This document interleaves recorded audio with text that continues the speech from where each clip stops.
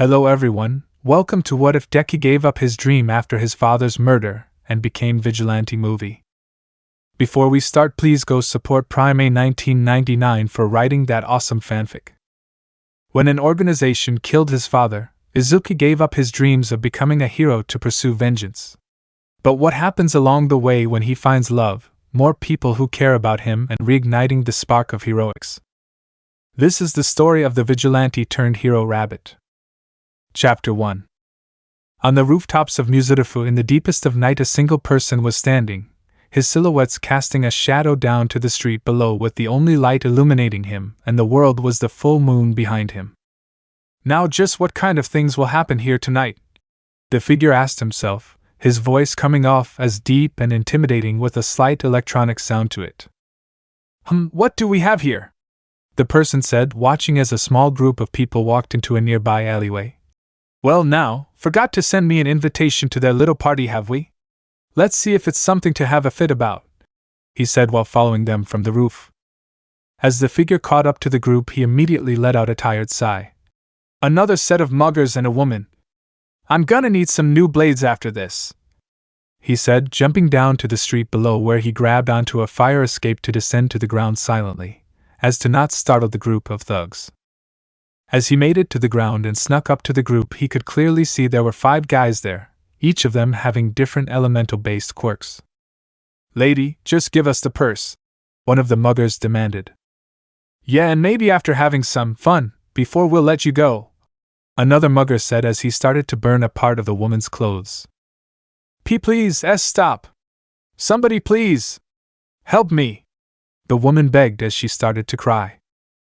All the while the person who was sneaking up on them was watching and heard everything while patiently waiting for an opening for him to strike as he got closer. So, you're all hex offender as well, huh? I'm gonna use your heads as a new baseball, he thought, as if it was some fact rather than a threat. As the group of men surrounded the woman ready to do who knows what with her, 3 of the men suddenly felt the pressure on their necks and fainted. What the? The remaining 2 thugs yelled, feeling intense pain in their shoulders and legs. They looked to see what caused this, only to see kunais impaled in their flesh. They looked around to see who threw them and saw the person. He was wearing a black helmet that completely covered his whole head with a heavily tinted black visor. On each side of the helmet there were what looked to be flashlight attached. 2 emerald green protrusions stuck up from the helmet like a pair of bunny ears. He wore a green hoodie underneath a black leather vest. 2 black leather pauldrons hung from his shoulders with a brown leather strap going across his chest to a satchel that hung from his left hip, while a sword hung from the right. His arms were protected by metal plates that served some function. His right arm had a screen that was connected to the internet. His other arm had what looked like a rectangular device that stuck out a bit, which was actually a capable shield attached to his arm. He wore black gloves that, if one were to look closer, could see it can run an electrical current through it like a taser. Finally, on his thighs was a pistol and a knife. He wore 2 green metal boots with a shin guard to protect his knees, while the back of his knees were concealed behind a butt cape. Who the hell are you, and what do you think you're doing? Ah God, this hurts, the man yelled, pulling out one of the kunais. I go by many names around here. Edgelords call me Nightwalker, one pro hero calls me Problem Child, but most call me Rabbit. Mainly because of the ear antenna. As for what I'm doing, I'm taking you and your fellow hex offender friends down, the now named Rabbit stated. One of the thugs dashed towards him and drew his fist for a swing. Rabbit blocking a swing from of the men easily, he drew a telescopic baton from his satchel and brought it down onto the thug's collarbone before knocking him out. You bastards! I'll buck you up! The other thug yelled, sending a line of ice towards the man. Rabbit sidestepped the ice and dashed forward to make a grab at the ice quirk user's arm, as a result sending the electrical current from his glove through the man, knocking him out. Now for you 3, Rabbit stated, seeing the remaining thugs back up. You're gonna die right here, asshole! The 3 remaining thugs yelled as they all readied themselves to blast fire at him. Did you not see me take down your friends? How stupid are you, outweight thugs, all muscle and quirk but very little brains?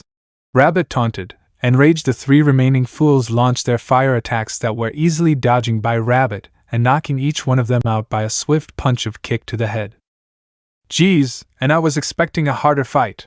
Rabbit said, tying up the 5 men with rope he found in his satchel and also covering the woman with a blanket he had in a comfort blanket also from his satchel. After covering the woman and giving back her purse, Rabbit returned to the tied-up thugs and put labels on them that read muggers and hex offenders. Once done, he looked back to the woman in question. It was hard to guess, but from what he could guess was that she was a middle-aged woman with a slim build. She wore high heels with leggings, a pencil skirt, a white sweater and a black hairband. The reason that Rabbit was having a hard time guessing how old or what she looked like was due to her being completely invisible. "So what's your name, Mrs.?" "Psycho." "Are you feeling all right?" "I think so," Psycho stammered out while patting around her person before looking back at Rabbit. "Just a little shaken up." "Good, after what I saw I thought the worst." Before Rabbit could continue talking to Psycho, a white cloth flew right in front of his face. Rabbit didn't even flinch as he just looked up and saw the pro-hero Eraserhead standing at the entrance of the alleyway. Rabbit sighed as he looked at Psycho. "Oh, Fun Police is here, and if his expression is anything to go by, then it looks like our conversion has come to an end. It was nice meeting you, Mrs. Psycho." Psycho nodded at Rabbit with a small smile, though he couldn't see it. "Of course you're the one doing this," Eraserhead grumbles while rubbing his eyes. "Eraserhead, ol' buddy, ol' pal. How have you been?" Rabbit asked. "You know vigilantism is illegal." Eraserhead sighed. "Just make my job easier and come quietly." "Vigilantes? Where?" the vigilante says as he cartoonishly looks around in random directions, drawing a giggle from Psycho in the background, who seemed to enjoy the act the vigilante was putting on. "Must you always make it difficult?" Eraserhead sighed, exasperated, seemingly already done with Rabbit's bullshit.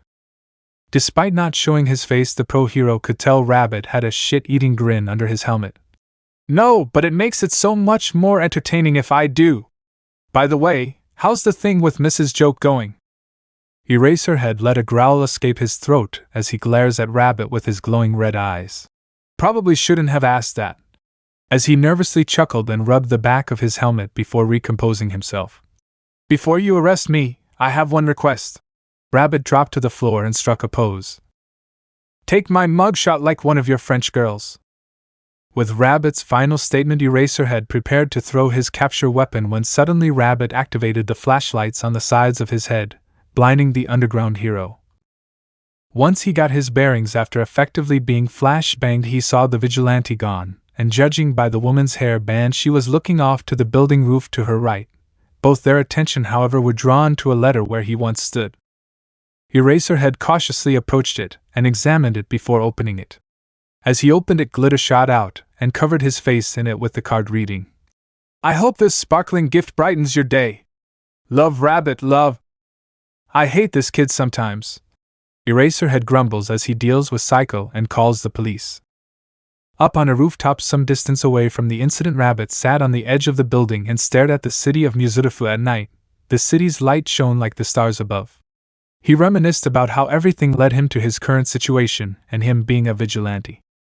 He felt constrained in his helmet as he reflected on the past. He didn't feel nauseous or anything, just boiling hatred from the memories that it was suffocating. In a voice barely above a whisper, he uttered the words, "Isaci." Beep beep. 2 small green lights from the front of his helmet switched to red after the beep, signifying that the helmet was powered off. Rabbit quickly thought back to when he made the helmet that it would be smart to have it password so only he could remove it, thus protecting his real identity. He ripped the helmet off his head quickly and took deep, but sharp, shuddering breaths to try and calm himself down, his green hair dancing in the light breeze.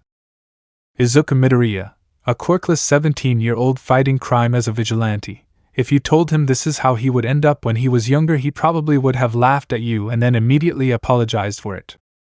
He remembered when he was 14 when he got the news that would lead him down this path, about how his father's, Hisashi Midoriya, had died.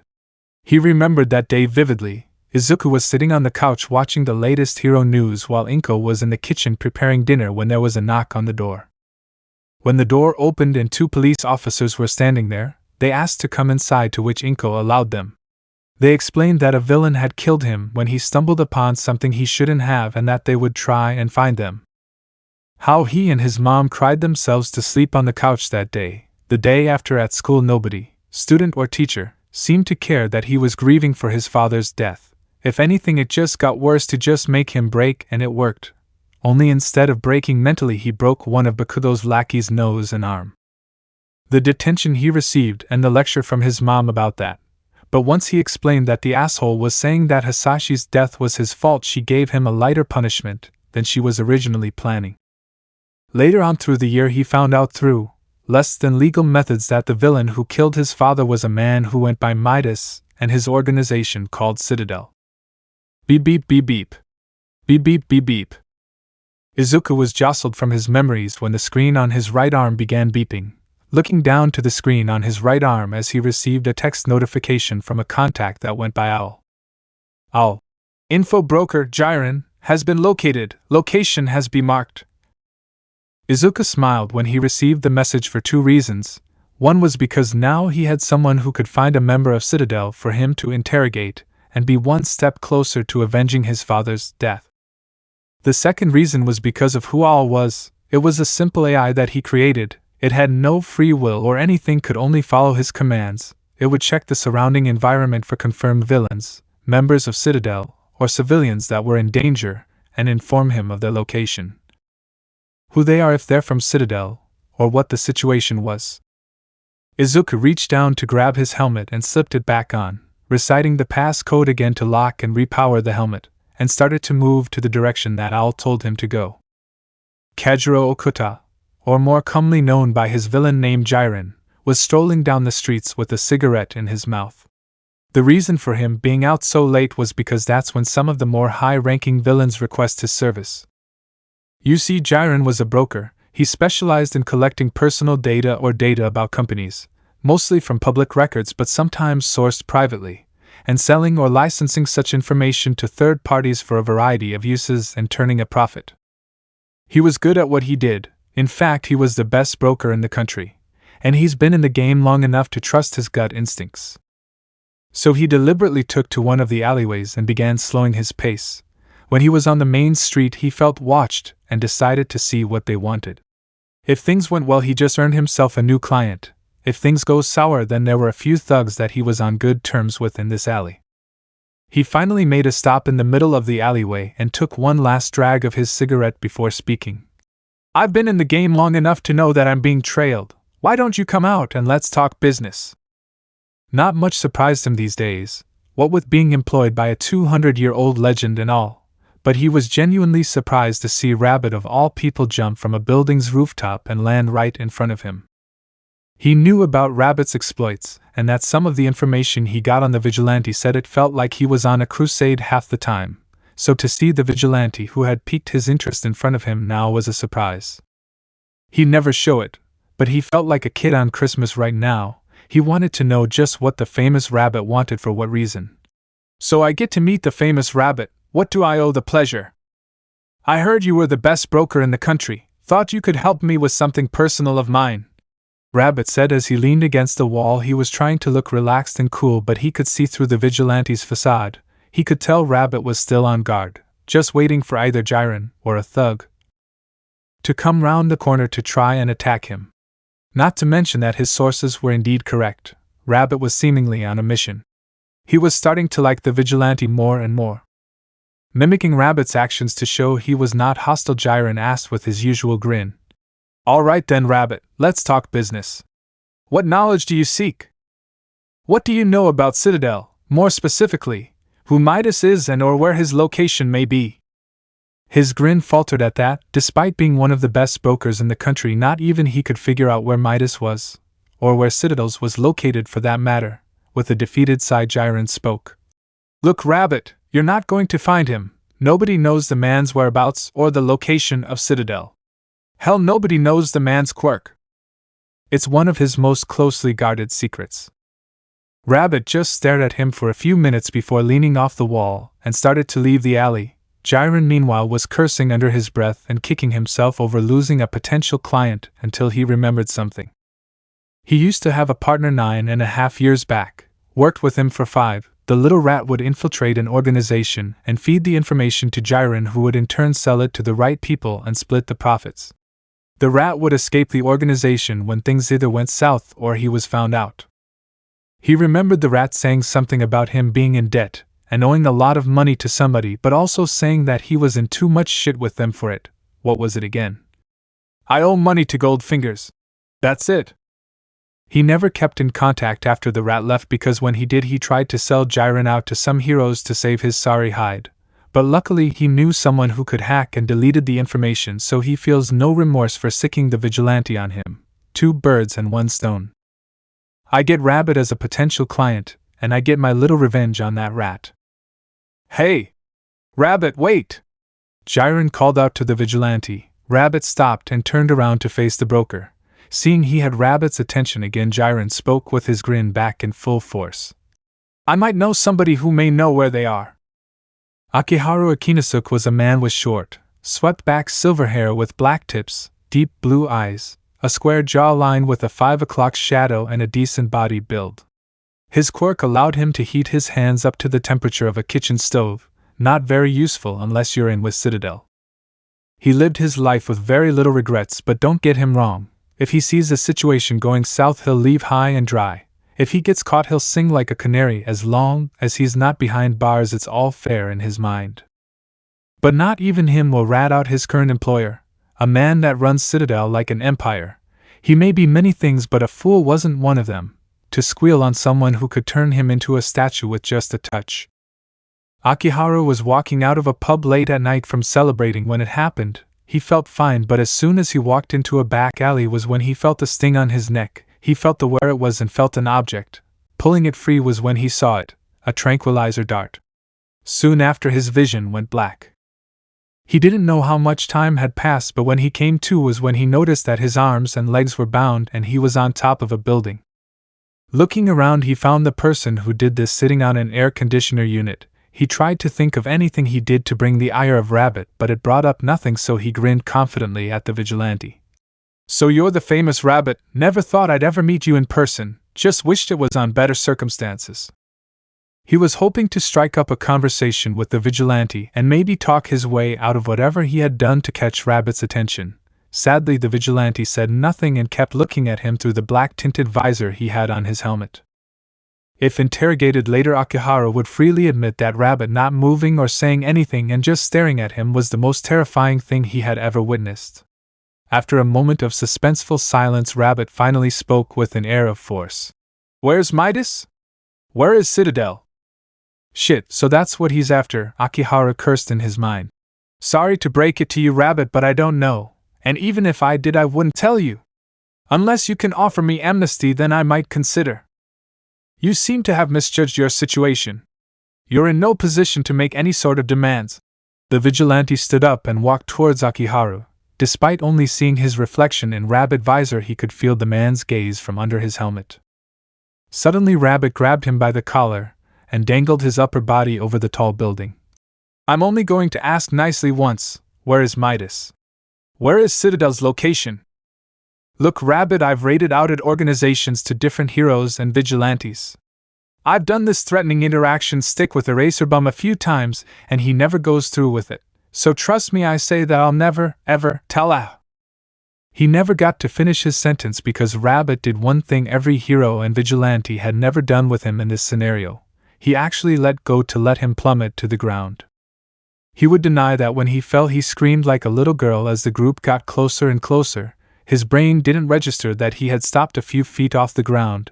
The only reason it did was that Rabbit grabbed him by his hair and forced the upside-down man to look at him. I'd recommend you talk while you still have a jaw, he growled. And so Akiharu did just that. Oh, okay. Okay. I'll talk. Look, I don't know where Citadel is, but there's a hierarchy in Citadel. Midas sits at the top. Then there's Sharon, who works for Midas directly and acts as both his bodyguard and second in command for him. He is fiercely loyal to him to the point some of us call him lapdog, though we never say it to his face. What is Midas's end game? What is his mission? Rabbit interrogated, pulling his head closer to the helmet of the vigilante. Akiharu could tell by Rabbit's tone of voice that he was getting very impatient. I don't know. I'm just a caretaker. A caretaker for what? Questioned the vigilante, the internet clear as day in his voice. Akihara flinched as he realized he let his mouth blubber. When stressed like he was now, he tended to say things that really he shouldn't. Just some snot-nosed brats, that's all, I swear. How do I get in contact with Midas? Akihara gulped. Why, you can contact Midas through the dark net. Apart from that, I don't know.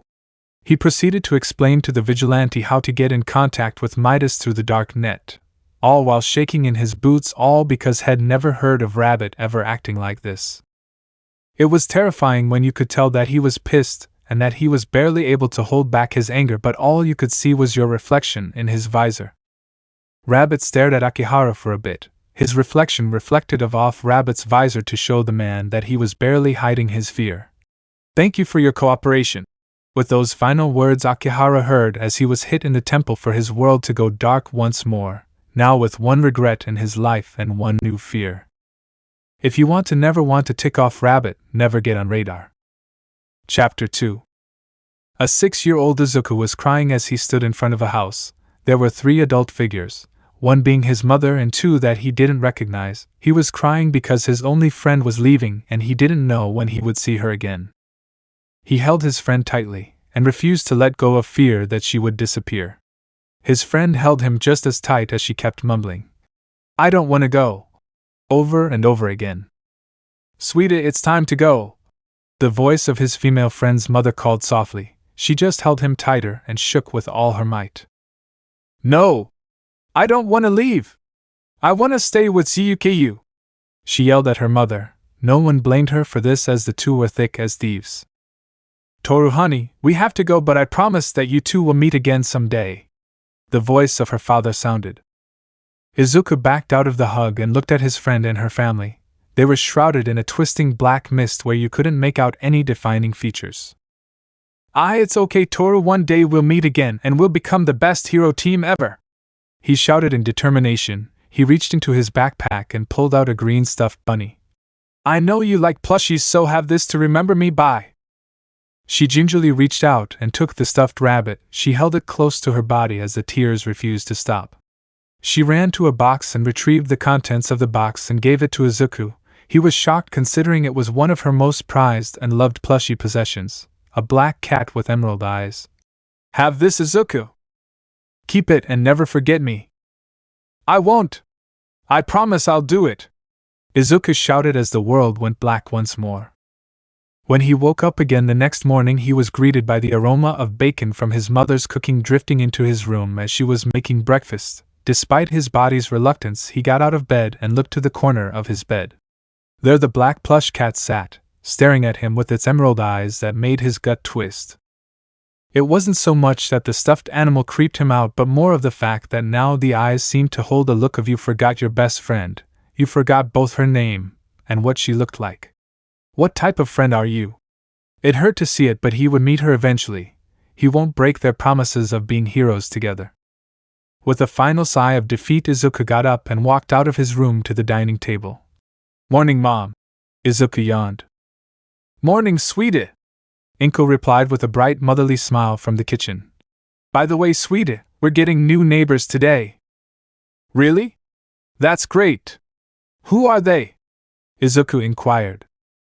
Inko shrugged her shoulders and continued cooking. Don't know, but I'm going to invite them to dinner as a welcome to the neighborhood. Izuku sat at the table waiting for his mother's amazing cooking to be done when he realized that the news was on, and the story today took his interest.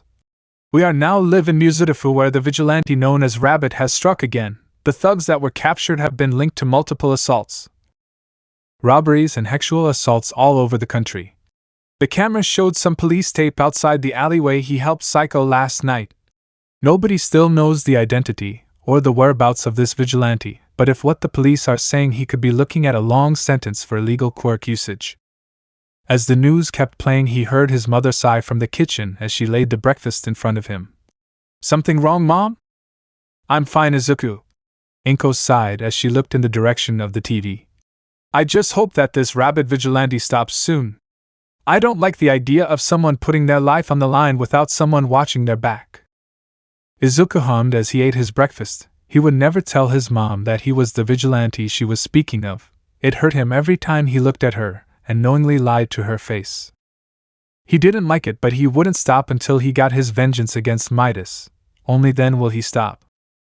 Izuku always hated school. For obvious reasons, it always seemed to be getting slower and slower as time moved on.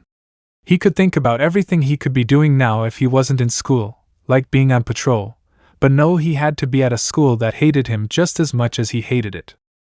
But today seemed to be a bit different, as today the teacher came in with a slight smile.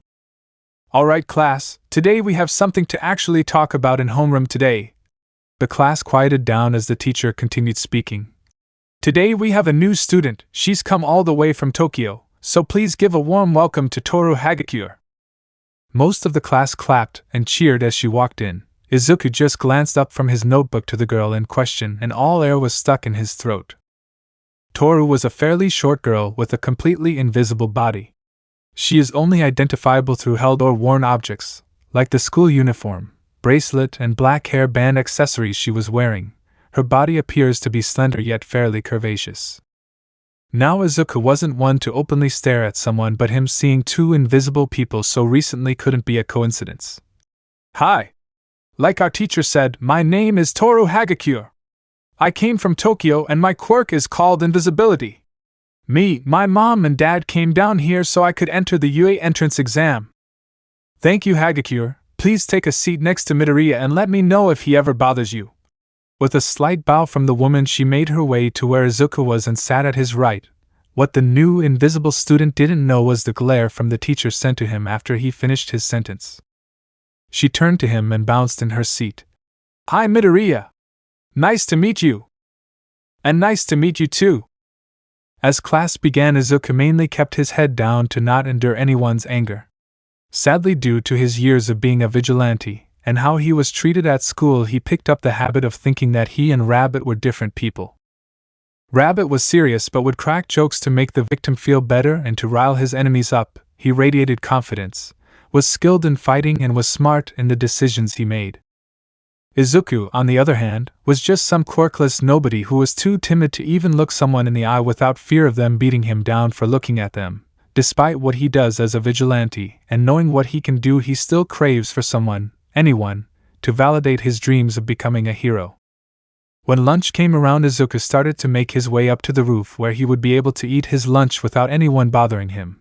At least that was the plan for today, but when he was about to open the door to the roof, a voice came from behind him. "What ya doin'?"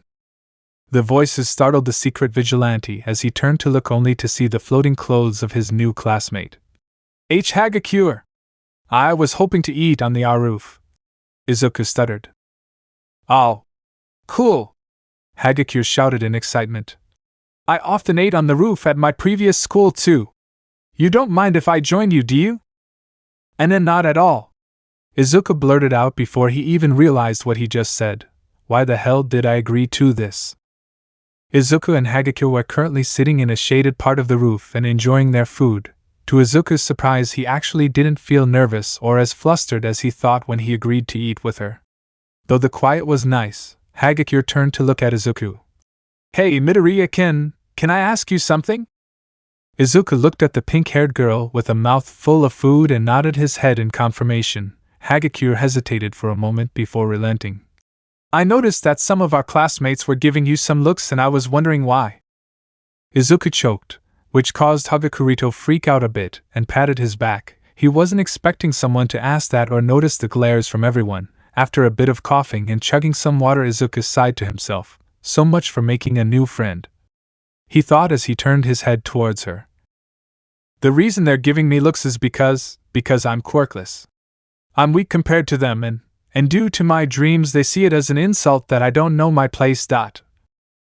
Izuku screwed his eyes shut as he waited for the inevitable sounds of the doors slamming shut and him being left of the roof, or the sounds of her mocking him like the rest. He knew this was the natural order of things, and that if you were quirkless you were nothing but a bug on a window and that nobody would care about you. He often thought that his mom was the only exception. Hagakure provided that his mother wasn't, in fact, the only exception. "That's bullshit!" Hagakure yelled, startling the green-haired boy next to her. How can people be like this? Who cares what quirk you have? It shouldn't define who you are. Who cares if you're quirkless? You're still human. She spoke with so much passion, but there was a hint of experience that only one could get from living through a similar situation. It then clicked for Izuku when he looked at his classmate again and realized she looked like a ghost, nothing there except just some hollow, floating clothes. She must have gone through quirk discrimination because of how she looks, Izuku summarized. Hey, Heiga dash. Toru! She barked. Izuku stared at her in both worry and confusion. It's Toru to you, Midori! If this is how people treat others, then as far as I'm concerned you're my only friend. Izuku looked on in shock at what he heard. Never before had someone acted like this in front of him like this. Despite his blush, he looked at the invisible woman with one of his brightest smiles. Thanks, Hagti Toru. But you can call me Izuku. Sure thing, Izuku. Toru replied with her body showing excitement before a realization came over her. Oh shoot. I interrupted what you were gonna say. I'm sorry. It's okay, Toru. Izuku chuckled at his new friend. All I wanted to say is, why do you want to be a hero? I don't like bullies. I don't care who or where they're from, and if I can make one person smile then that's all right by me. She replied before looking at Izuku. What about you, Izuku? What is this dream that everyone thinks is an affront to God? Izuku was hesitant, unsure if he should, but decided to lower his walls a tiny bit to see what would happen. I want to be a hero. I want to just save people because that's the right thing to do. Nothing more and nothing less. Toru looked at her new green-haired friend with a soft smile. Well, let me tell you that I think you can be a hero, Izuku. After all, I have to support my best buddy. Be best buddy? Yeah. As I said, if they are gonna treat you like that, I want nothing to do with it, so you're currently my only friend. She bounced excitedly as she ruffled Izuku's hair, much to his blushing embarrassment, and unaware that he actually leaned into her touch. Hey Toru? Yeah? Thank you. It was now the end of the school day when we see Izuku and Toru sitting at their desks talking away to each other. Many of the other students tried to talk and befriend Toru, but she told them to their faces that she is a firm believer of the saying treat others like how you want to be treated, and since they treated Izuku with hate and scorn, she wanted nothing to do with them. This rightful pissed some of the students off, as she sided with the quirkless freak of all people, and not even before the bell rang she, just like Izuku, was now ostracized by the school body. Not that she cared, mind you, she had Izuku, and to her that was all that mattered in her world. During the last lesson, the teacher walked into the classroom with a stack of papers that had everyone's wishes for what course they wished to be on, and which university they would like to go to, and threw them into the air, proclaiming that everyone wanted to be on the hero track. Everyone but 3 people used their quirks to show their excitement. Bakugo did his usual gloating and bragging about how he was getting into UA. Toru just sat there not wanting any part of this, but then the teacher did something that she didn't expect, but Izuku was. He called out that the only quirkless student in the school wanted to be on the hero course. This got the usual reactions from everyone. The students and teachers started laughing at him and saying he couldn't without a quirk, Bakugo launching himself at him and telling him to quit if he knew what was good for him. All in all, a pretty normal day for Izuku, though Toru was less than thrilled that he came to expect this. So Toru? Izuku asked, turning his head to look at his new friend after putting on his backpack. What are you doing after school? Sadly, I have to run to our place to get the final things moved in. Sorry, Izuku. Toru apologized. Izuku knew she meant it, and just shook his head and waved off the apology. It's okay, Toru. We can hang out tomorrow. Sure. I have to go, but see you tomorrow, Izuku, she said as she left the classroom, her invisible hand waving goodbye at him.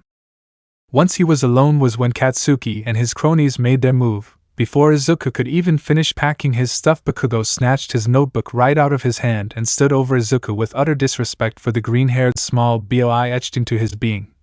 I don't know what you think you're doing, Deku, but we're not done. Don't tell me you're taking notes on how to be a hero.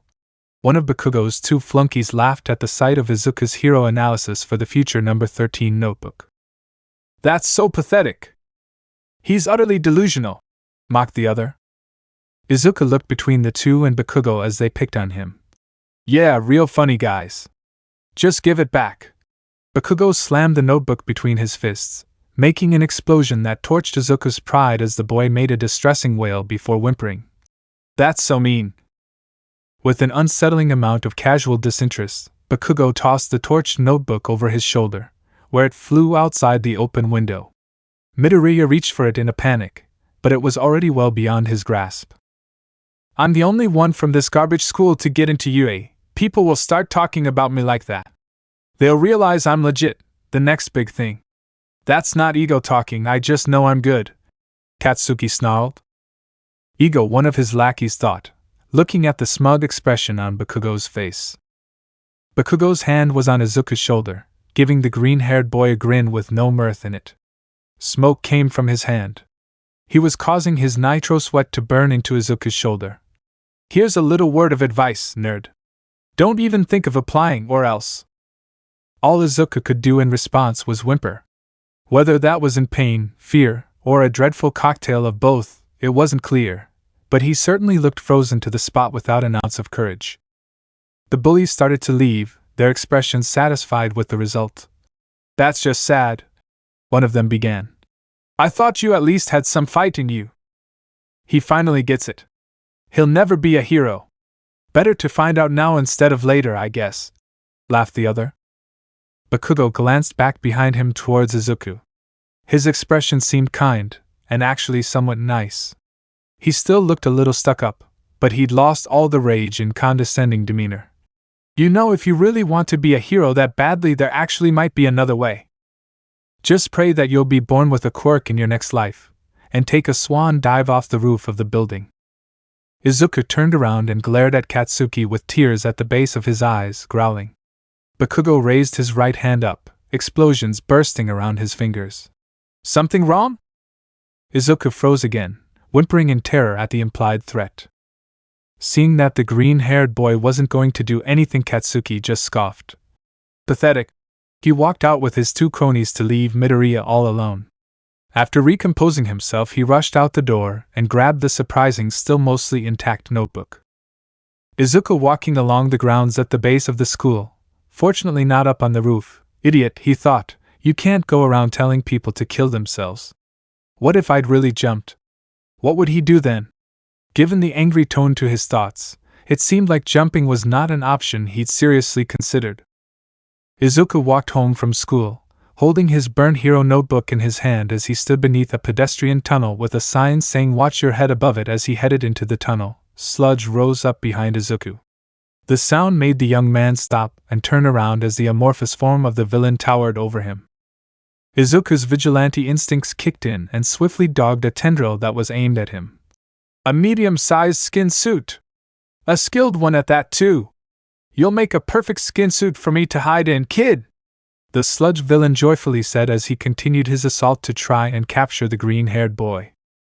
While Izuku could dodge all he liked, the simple fact that he couldn't use his equipment was keeping him from attacking the villain. He often carried his suit and some of his gadgets in his backpack just in case, but since the villain wouldn't give him an inch, he couldn't reach into it and grab something.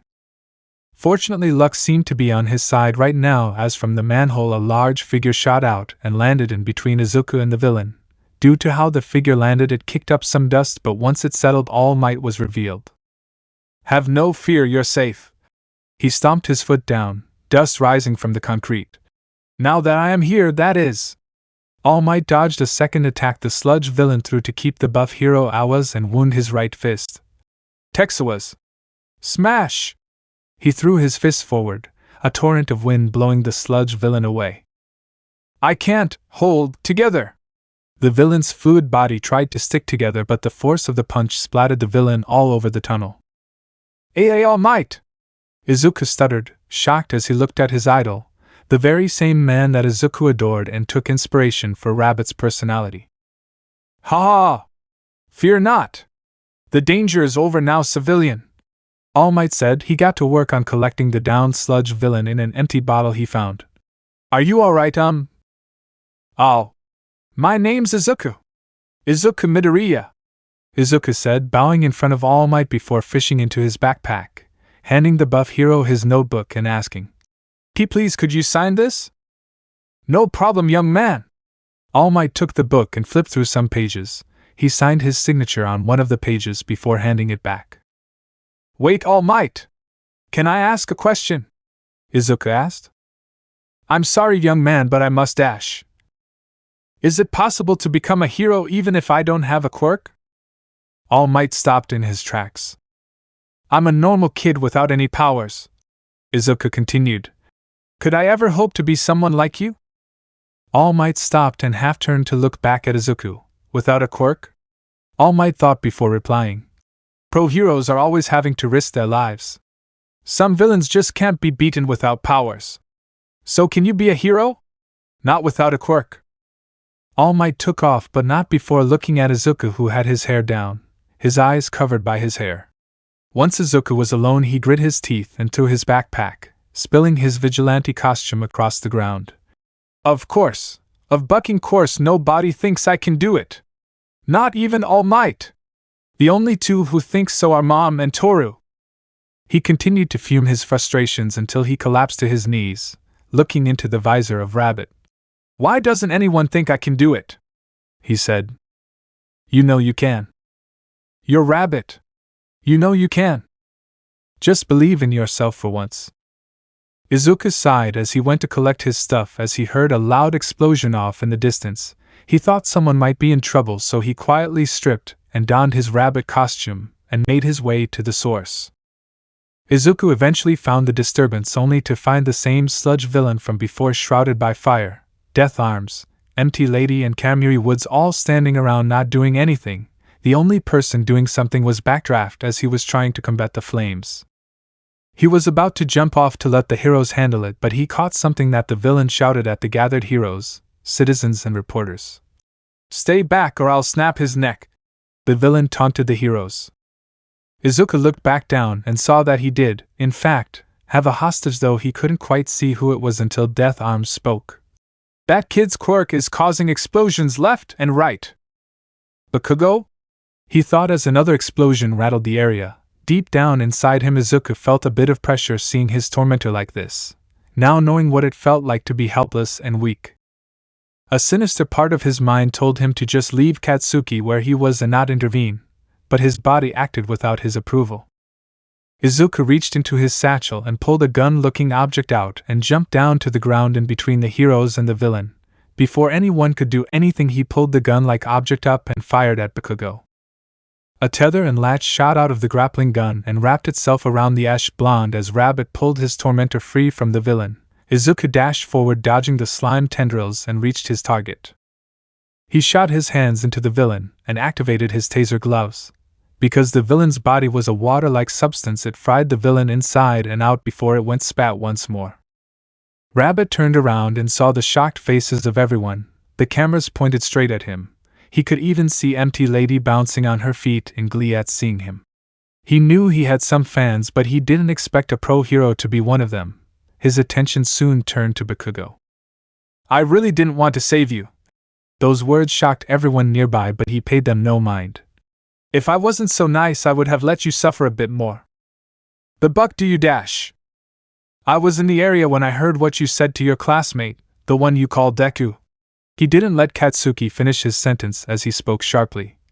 These ear antennas aren't just for show, you know. You expect to be the next big hero. You expect to go to UA when you just told that boy, Izuku, I think I heard one of his other classmates say, to take a swan dive off the roof of the building and pray for a quirk in his next life.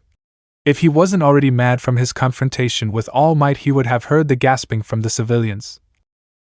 You're just a punk thug with an ego. You may think you're a hero, but you're not.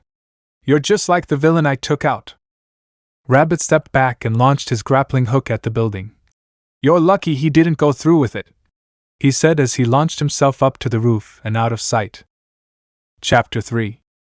Izuku sat on a rooftop some distance from where the slime villain incident occurred without his helmet on. He sighed in disappointment when he recalled what had happened and how he acted to Bakugo, how he let his anger slip a little and regretted doing that in front of the cameras. He shouldn't ruin people's careers when they haven't even started. He had no right to do so. But that little voice in his head couldn't help but gleefully say that the blonde brought it on himself. He just gave it a little push. Ah well, what's done is done, Izuku thought to himself as he sighed once more. Can't exactly do damage control now, can I? He just hopes that nothing bad comes from this. Izuku put his helmet back on and stood up to begin walking towards the other side of the building. Mrs. Joke should be on patrol now if I have my timetables correct. I like it when we bump into each other. Like she doesn't try to capture me and often allows me to join her. I like hearing her joke around, and she makes me smile and laugh. I could really use her right now. When he was at the edge of the building, he turned around and sprinted to where he once sat and jumped to the building in front of it. He kept running and jumping from rooftop to rooftop, patrolling and seeing if there was anything he could do. That's when he saw it. When he was leaving after helping a lost child find her mother, he looked up towards a building and saw someone up there over the railing. Rabbit quickly shot his grappling hook and scaled the building until he reached the top where he saw the person about to jump. "Sir?" he spoke softly, startling the boy who was probably a year older than him. "Do you mind stepping away from the railing, please?" "Why?" "Because I know what it's like to be at that edge. It's not fun. Talk to me, maybe I could help." The boy paused for a moment, allowing Rabbit to take a look at him a bit. He had short black hair with silver tips. Bone-like blades protruded from his arms and curved to and past his elbow. What caught Rabbit's attention was that the boy wore what looked like the UA uniform. After a moment of silence, the UA boy spoke. "I went to UA today. It was our first day and I was excited. Granted, me and the class was confused why we were told to not unpack our stuff in the dorms yet by our teacher, but we did what was asked of us. He told us to put some gym clothes on and meet him on the field. We did so and was met with a quirk apprehension test. He told us that if whoever came last got expelled." The boy spoke, turning his attention to the vigilante behind him. The boy's silver eyes grew slightly in shock seeing Rabbit, but continued. "Me and my class did everything we could. We pushed ourselves and our quirks to the point some of us collapsed. When we got our scores though, and when I saw myself at 15th, I thought I was safe, but he told us that we were expected, that we had and showed no potential, and to leave the grounds immediately." "Did any of you say anything?" Rabbit asked, his voice turning cold. "One of my former classmates said that it wasn't fair, that we pushed ourselves and completed the UA exam, that we earned our place here." Tears welled in his silver eyes. He turned round and said that life wasn't fair before walking off. The silver-eyed boy stared at the unmoving form of Rabbit for a bit. He may not know what was going on underneath that helmet of his, but he could tell the vigilante was in thought. "So what led you to wanting to take your own life?" He finally spoke. "My father owns a toy shop. We don't get that many customers and I wanted to help by becoming a hero so he could live a nice life, especially after."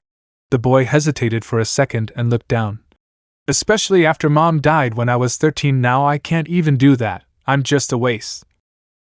If I weren't here, then Dad could actually have money for a nice life. But the last connection to his wife would be gone." The boy's head wiped up at that, so Rabbit continued. "With you gone, he would have nothing left. His wife and I'm guessing only child are dead. He now lives in an empty home with nothing to live for anymore. As I said, I know what it's like to be at that edge. It's not fun." Why were you here?" "Because I'm quirkless," Rabbit said bluntly. Only after he said that and the shocked look on the black-haired boy in front of him did he attempt to do damage control. "Don't go posting that on the internet or tell anyone, alright? Slip of the tongue is all. And no. It's fine. I actually have a little sister who's quirkless," the boy explained quickly. "I know how bad people can be for being quirkless because of her. All she wants is dash. To be a quirkless hero / to become a quirkless hero," they said at the same time. "Yeah, I know," Rabbit chuckled, before taking a thinking pose. "Do you have contacts with your former classmates?" "Why, yeah. We traded numbers before our teacher came to get us." "Good. I have connections with Mrs. Joke, who is a teacher at Ketsubutsu. Tell them that they might take you lot in," Rabbit explained. "But I need you to step over that barrier first." The black-haired boy looked down at the pavement below once more before slowly climbing back over the safety rails. "Thank you, Rabbit, this means a lot." "No problem, Mom." "Oh. I'm Asahai Ayaki." "No problem, Ayaki." Rabbit nodded as he made his way to leave. Just before he could, however, Ayaki called out to him. Hay! Turning around, he saw Ayaki bowing with a pen and notebook presented to him. My sister is a fan of yours. Do you think you could give her an autograph? There was a long pause after that, to the point that Ayaki honestly thought Rabbit already left. Unknown to him, though, was that Izuku was blushing madly from underneath his helmet, before he heard the vigilante speak. What's your sister's name? Dear Ayaki. I know it's hard sometimes, but just know that I believe in you. You'll have to work hard, train and use your head, but you can do it. I hope you can join a hero's school in the future, and show the world that Quirkless does not mean worthless. You're going to have to use your smarts just as much as your muscles, because everyone will always outclass you in strength, but you can beat them in intellect. So train your body and mind, and I hope to see you in the pro hero charts. Sincerely, your favorite vigilante. Rabbit. Toru was having a wonderful day in her opinion. When she was told that they would be moving back to Mistreated, she was excited because she could meet back up with her childhood friend. She just couldn't shake the guilt that she carried for forgetting her friend's name and what he looked like. Then there was her first day at Aldera, which could have gone better in her opinion. She met a nice boy there that she felt was familiar in a way she couldn't quite place.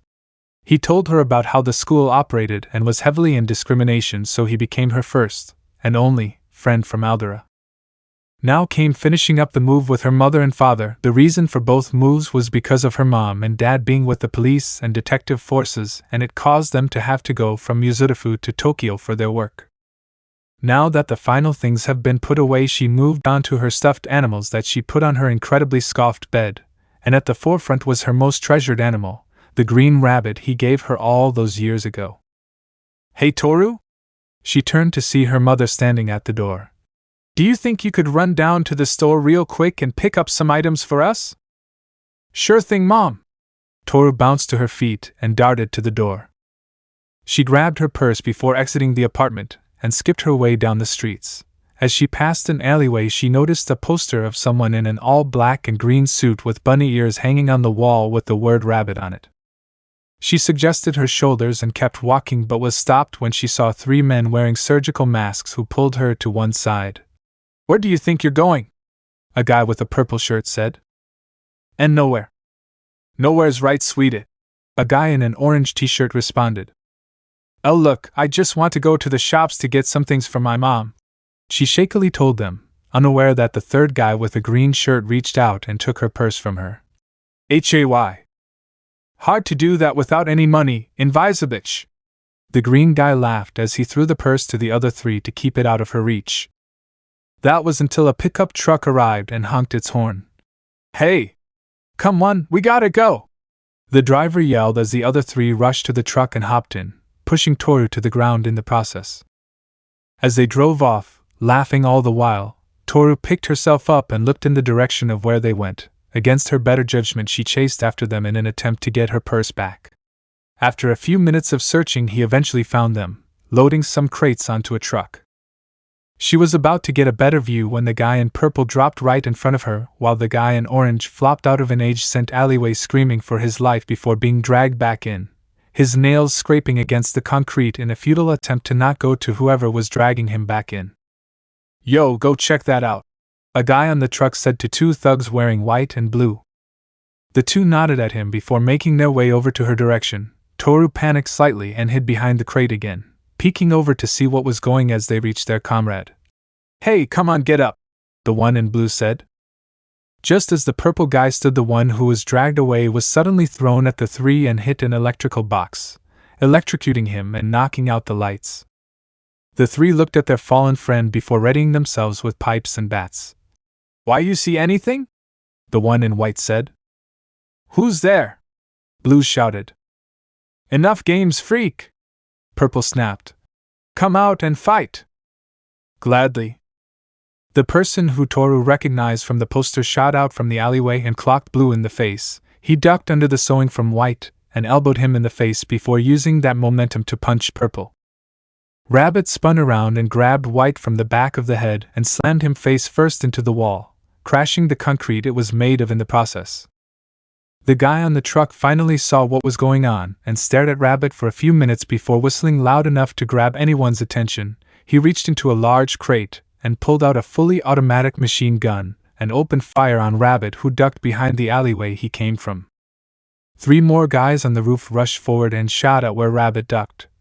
"Hope this prototype works," Toru heard Rabbit say as he pulled out what looked like a mini grenade launcher and stuffed a light purple ball in it. After making sure it was loaded, he jumped and rolled out of the alleyway and took aim at the guy on the truck. Pulling the trigger, the light purple ball shot through the air and hit the guy square in the chest. A foam-like substance covered his body before quickly hardening and causing the 3 on the roof were distracted for a few moments. Rabbit used this as he ran up some stacked boxes and jumped, pointing his pistol at the 3 and firing the same, but smaller, light purple pellets at them and having the same effect. As they fell, Rabbit stalked to the guy who wore the blue shirt and pinned him to the wall. "Now what made you think you could sell trigger in my neck of the woods? Come on! Let's go!" A second truck pulled up and a few guys loaded the captured men. Blue pushed Rabbit off him and bolted to the truck. "You don't get off that easy!" Rabbit roared as he was about to give chase until one of them threw an actual grenade towards her.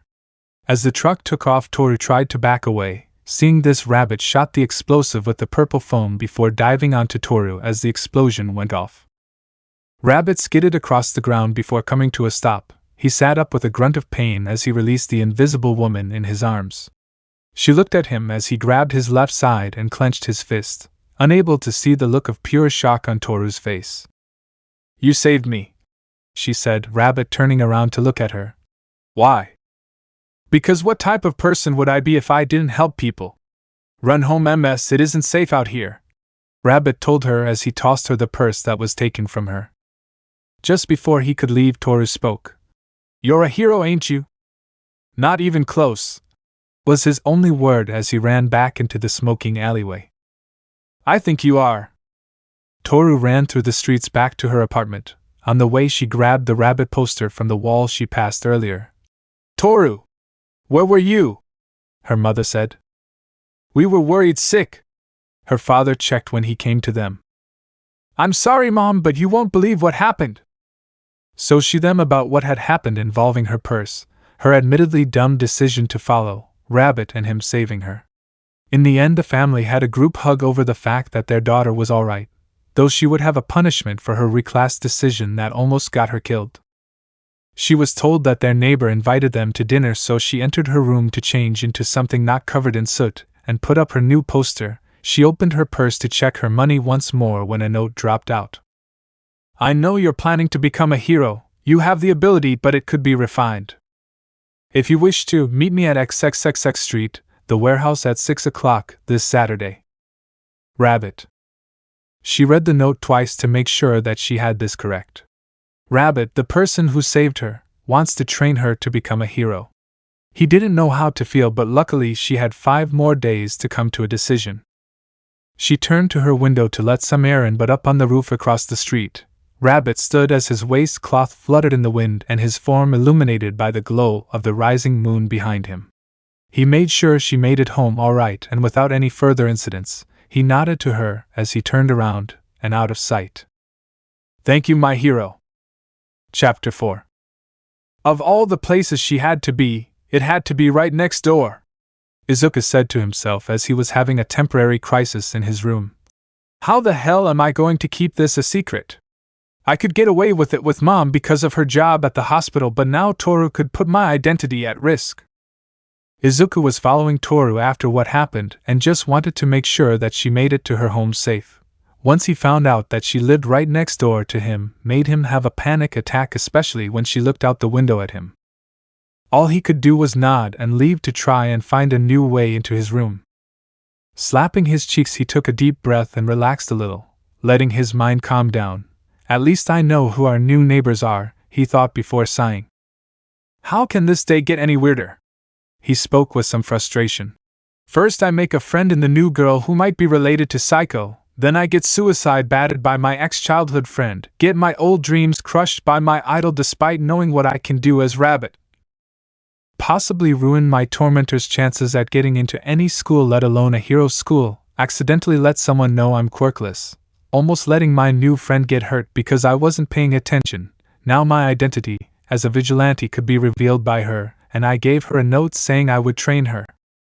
Izuku flopped down onto his bed, looking at the ceiling. "What has my life come to?" Pulling himself up and out of his room, he made his way towards the living room where the smell of his mother's cooking filled his senses. He was about to offer his help to her when a knock on the door caught their attention. "Izuku, could you get that? It might be them," Inko asked. He nodded at her and made his way to the door. As he opened it, he acted surprised to see Toru and her family standing at the door. "Izuku!" Toru gasped in shock. "You're our neighbor!" "You know this boy, Toru dear?" Her mother spoke, which he identified as Saiko's voice. "Yeah." She bounced over to Izuku and wrapped an arm around his shoulder in a sideways hug. "This is my friend, Izuku Midoriya." Both of Toru's parents went stiff upon hearing their daughter speaking his name. If Izuku had to guess, that they were shocked for reasons he was not aware of.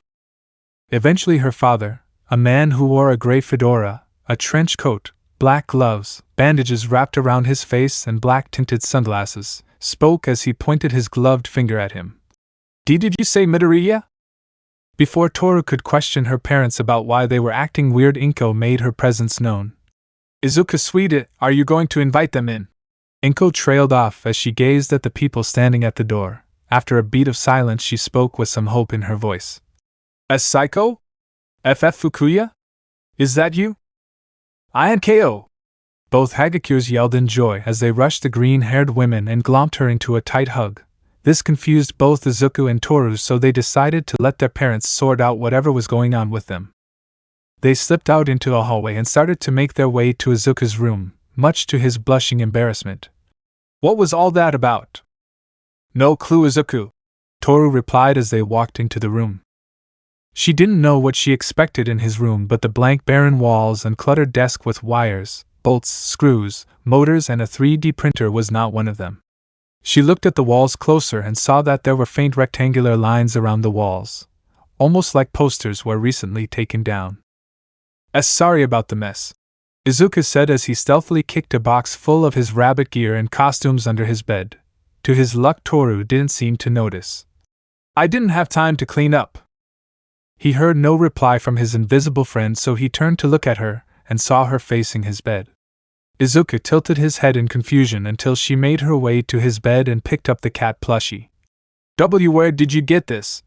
she asked, her voice barely above a whisper.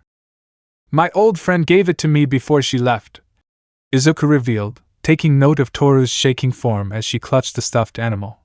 "I feel awful because I made a promise that we would meet at UA together, but I forgot her name. What kind of friend am I for doing that, am I dash?" He never got to finish his sentence as an invisible bullet rammed into him as Toru wrapped her arms around Izuku and rested her head on his shoulder. He was about to ask why she did that until he felt tears soaking his shirt. "Toru! What's wrong?" "Izzy," one word. That one word caused Izuku's mind to remember every instance where that was used. And it all started at a park he used to visit. A 4-year-old Izuku was crying on the ground, his pale green shirt ripped and burnt in spots around his body, as faint smoke was rising from his shoulders. Towering above him was none other than his childhood friend Katsuki Bakugo, and his 3 friends behind him. They were laughing at his misfortune while the blonde was sneering down at him. The reason for this?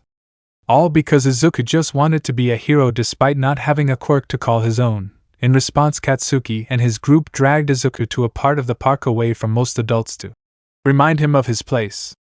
However, the boys now were held off by a girl who had suddenly rushed over and had thrown herself in front of the fallen Izuku, arms spread out, a protective stance to keep him safe. The 4-year-old girl had been wandering about, exploring the park when she heard the sounds of yelling and harmful words being shouted, and came across this very scene. She moved before her mind could register fully what she was doing. She couldn't tell you why, just that it felt right. Izuku's vision was blurry from the previous beatings, so he couldn't see his guardian angel as the young girl was holding the bullies off, who were at first stunned to see a complete stranger suddenly jump between them and their victim, before their leader yelled at her to mind her own business and to piss off. Which, frankly, she ignored and told them to stop hurting the boy. "He's just a worthless freak," one boy shouts. Quirkless. He's only good for being our punching bag, a third said. So what if he's quirkless? He's still human, she yelled at them. That worthless Deku wants to be a hero, but that will never happen, the blonde argued with his red eyes glaring at her. We're beating that nonsense out of that worthless bastard.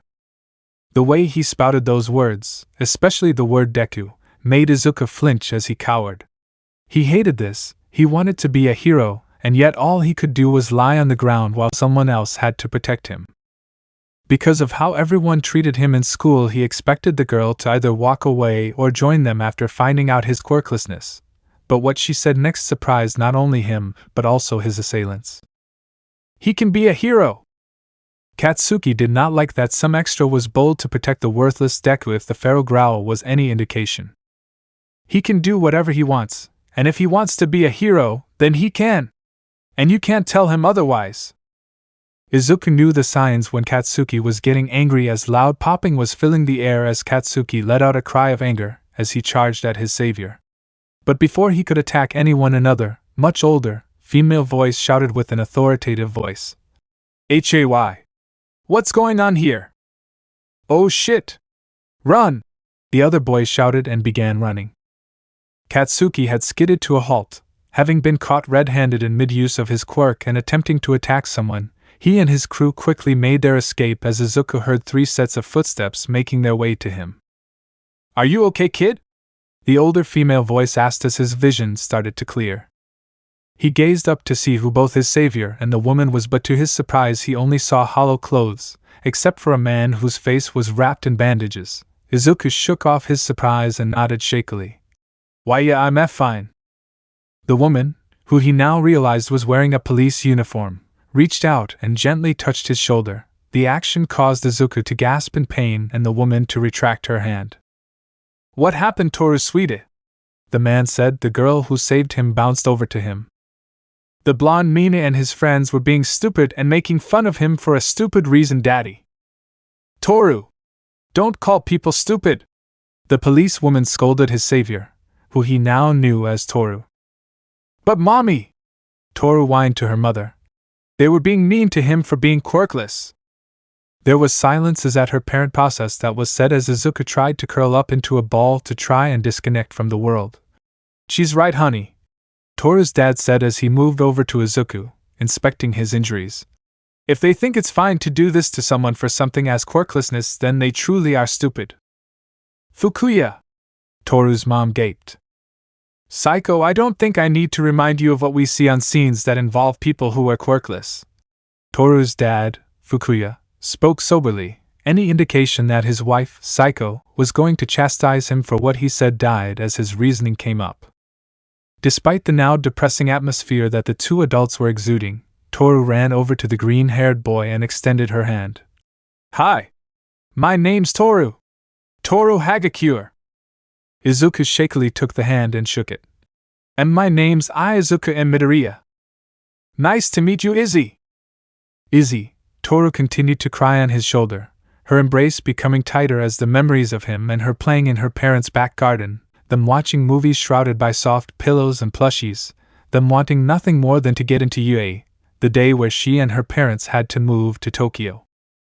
Izuku stopped caring about the fact that a girl was hugging him, about what the soft things that were pressing into him were, about Bakugo and Almight. Instead, he was focused on the fact that after years of waiting, his friend was back in his arms and he was determined to never let her go again. He shakily snaked his arms around her as he spoke. Rue? When he felt her embrace tighten, he crushed her in the same bear hug she trapped him in as he finally let his tears flow. Are you? Izzy! I'm so sorry, I forgot, Rue, I'm so sorry. Izuku mumbled over and over as he and Toru collapsed to the floor, still in each other's embrace. It's okay, Izzy, it's okay. Toru reassured her friend as she gently stroked his forest of hair. I'm sorry, I also forgot. But it's fine now, we're back now. I'm never letting you go. Me neither. They stayed like that on the floor, just enjoying the scent of the other, completely unaware of the three adults that were watching through the door. Let's leave them be, Inko whispered to the other two as she quietly closed the door, The other two nodded and made their way to the living room, determined to catch up on what happened between them. "Hey, Inko?" Saiko spoke with an air of mischief, getting the attention of the green-haired mother, who probably knew what her friend was going to say. "Is our bet still on?" Inko stared at her for a moment before a shit-eating grin spread across her face. 7,000 yen that they become a couple before UA. For 1,010 that it's after UA. Why do you two insist on betting our children's love lives? Fukuya sighed at his wife and friend's shenanigans. Because they're cute. Both Inko and Saiko yelled. Fukuya just sighed in defeat as he sent a quick prayer to both Izuku and his daughter for their sanity. Chapter 5. Rabbit sat on top of a 2-story building, and the emotions from yesterday were still present. He finally reunited with his best friend, and he couldn't be happier.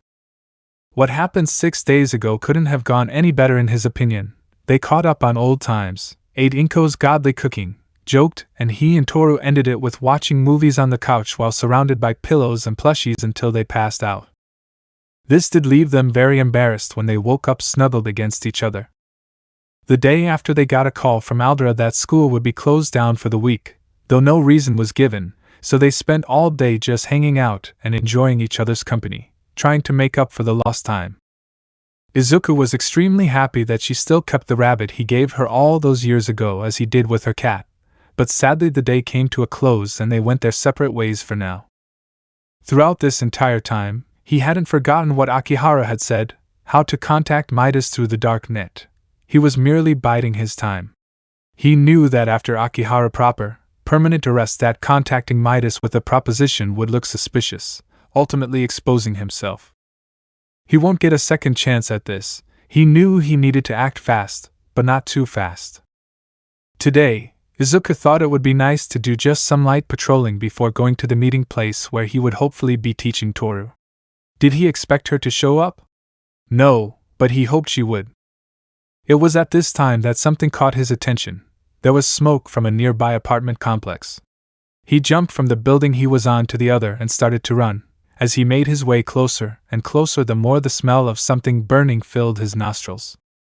When he finally arrived at the building, he was greeted to the scene of it on fire, officers surrounding the place, firefighters trying to help where they could and escorting civilians out of the burning building, medical personnel helping and empty lady helping where she could. Izuku took in what was happening as the medics tended to those who suffered injuries. It looked like things were being handled by those on site, but with the previous assumption with the situation with Bakugo, where he thought everything was handled, he decided to hang around this time to make sure things went smoothly. His decision sadly paid off when a small boy, no older than 7, tried to run into the burning building but was blocked by some police officers. He tried to break free while shouting at them, "My friend is still in there! Please! Air filter!" With the yell of the command and an audible click to signify that the air filter was active, he jumped down to the ground and bolted into the burning building, only vaguely registering the gasps of shock and yells of his name as he got further into the building. Even with the air filter active, the smell of smoke and the heat from the fire was still affecting him. At this point, he started to regret wearing a hoodie and leather vest as part of his costume. At least he had air conditioning in his helmet. "Hello? Can anyone hear me?" Izuku yelled as he ran from floor to floor and kicked down doors to the various apartments. With the enhanced hearing his antenna gave him, he hoped that he may hear something, which paid off when he detected a faint cough of a little girl coming from the top floor. When he eventually made it to the top floor and kicked the door off its hinges, he was greeted by the sight of a girl huddled in a ball near a corner, roughly the same age as her friend outside. She had long silver hair with black tips, freckles dotted her rosy cheeks and bright blue eyes. Her gaze shifted from the floor towards him. Her eyes widened when she gazed up at him. "Why, you rabbit?" She wished out in mixed awe and fear, though he could tell she wasn't afraid of him, but more of the situation. He made his way to her, treading lightly so as to not scare her more than she was already and not upset the currently burning floor. When he made it to her, he crouched down to be at her level and spoke with a soft voice. "You seem to know who I am." Why yeah. I'm a fan of yours. You're a big inspiration to me." She spoke, trying not to fangirl at him. He recognized this and inwardly chuckled in embarrassment, while wondering if this was how some heroes felt when he asked for autographs. What's your name, little one? Ayaki. Izuku had to suppress the urge to do a double take when she said her name. He never really expected to meet her, at least like this. Thank you for the letter, Mr. Rabbit, and thank you for saving Big Brother. Daddy didn't tell me why you had to save Big Brother, but I'm happy you did. I would be sad if he was gone. Izuku smiled underneath his helmet as he heard Ai admit this. I'm happy I got to save your brother too, now. He stood up and extended a hand to her. Let's get you out of here. She was about to take it when a piece of falling debris crashed onto the floor, scaring her enough to retract her hand and curl up into a ball once again. Shit, we need to get out of here fast, this place is falling apart, Izuku thought to himself as he quietly scanned the room before looking back at Ai. But she's too scared to move right now. A thought popped into his head. It would be risky, but it seemed to be the best option. Isaisi. Ai looked up when she heard a click coming from Rabbit Helmet, and was greeted by two emerald eyes looking into her blue ones, a soft smile upon the unmasked face of her idol. Rabbit! Your helmet! It's fine, Ai. Izuku spoke gently, one of his gloved hands reaching up and softly petting her head, his smile widening when she leaned into his touch, before retracting his hand and placing his helmet on her head. I want you to wear this. It will keep you safe. But what about Dash? I have a balaclava in my bag, don't worry about me. He presented his hand once more and gradually he took it. He quietly reached into his bag and pulled out the black balaclava and slid it over his face before lifting her into his arms and bolting it down the stairs. Now the smoke was starting to get to him now that he no longer had an air filter to keep fresh oxygen in his system, but if it would keep the little girl in his arms safe then he didn't care. Yu Takayama, or as most people know her as My Lady, was not having a good day. The day was going like any other until the building caught on fire. She rushed to help where she could, but with her quirk, she could only do so much.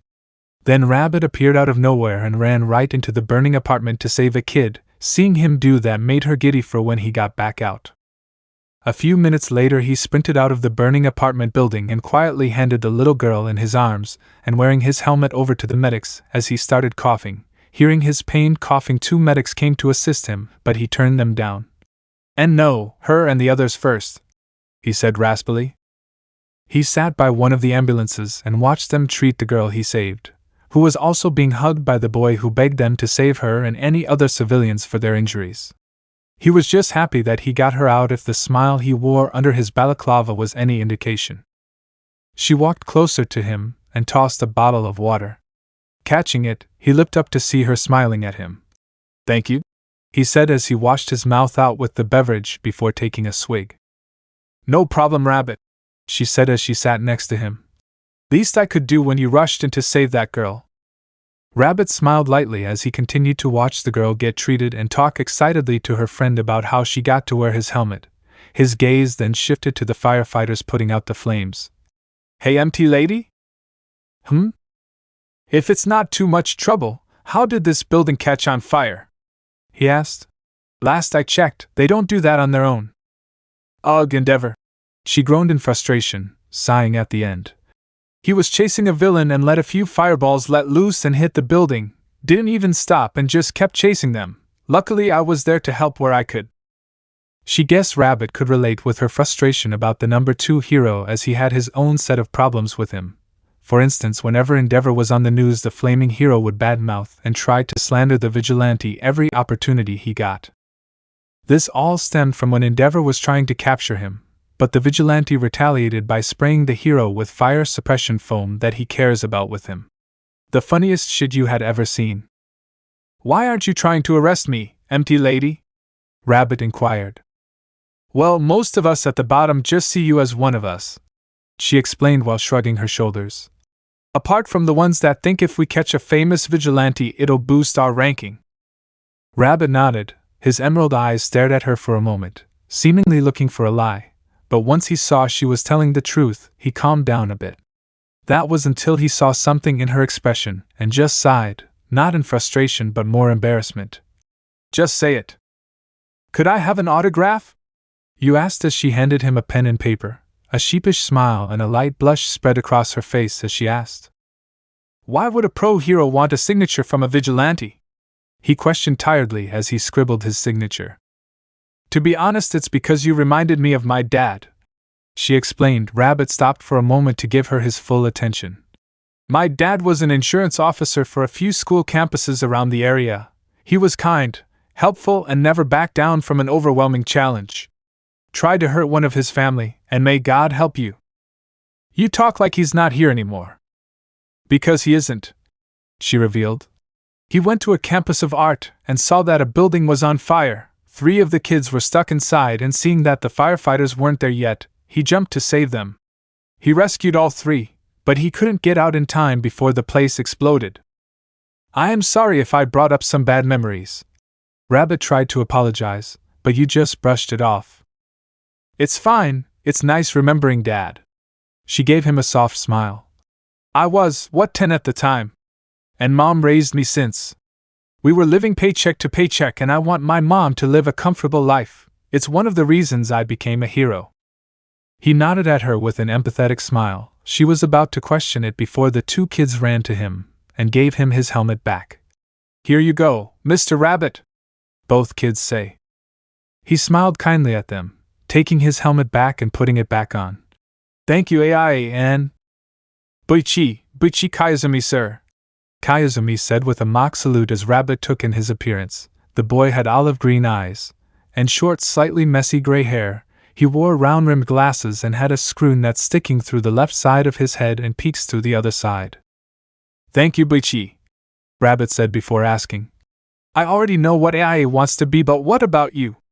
Are you also planning to enter the hero course? No, Buichi shook his head. I don't like fighting, and my quirk isn't one for the hero course. I plan to enter the support course. Really? What's your quirk?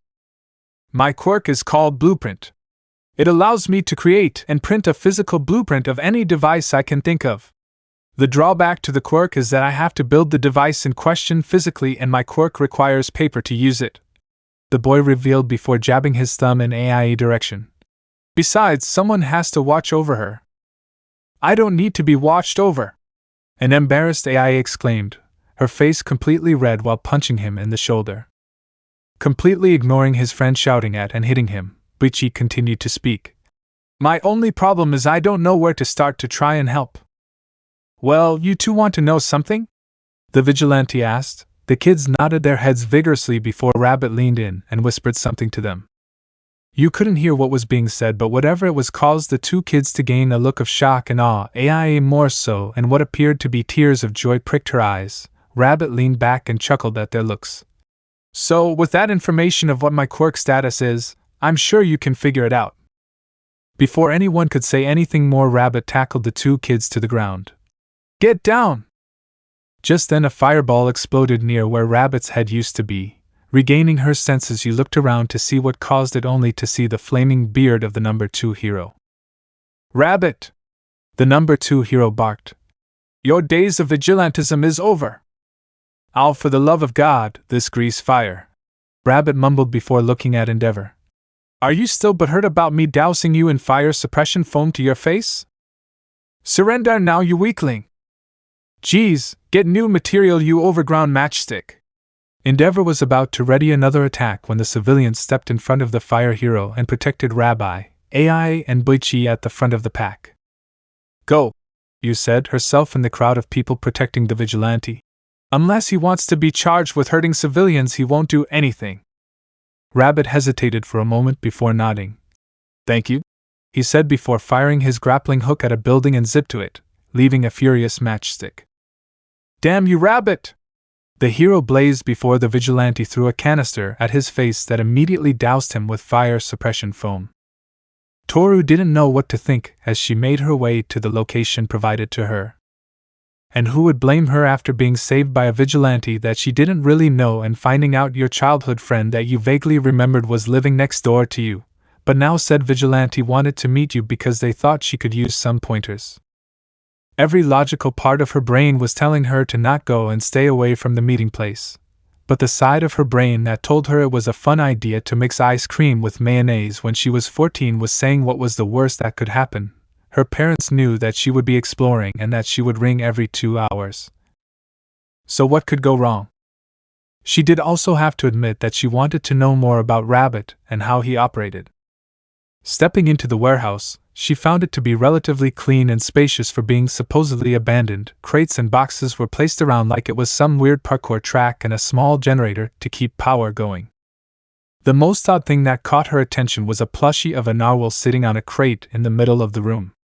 Curiosity got the better of her, and she stepped closer to it, but nearly jumped out of her skin when the door to the warehouse slammed shut and the lights went out, with the only light illuminating the room was from the roof windows.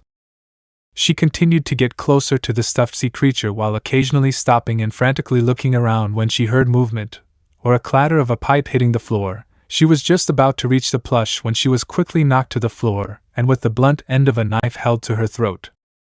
Pinning her down was the vigilante that snuck the letter to her and requested to train her. Despite not seeing his face, she could feel his eyes staring into her soul. Dead? Huh?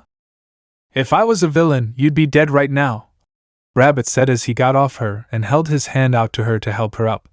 We need to work on that if you plan to continue seeking my help. Okay, but why did you do this? Toru questioned. Because I wanted to see what you would do, Rabbit answered. I wanted to see what you would do if someone tried leading you into a trap. You failed, by the way.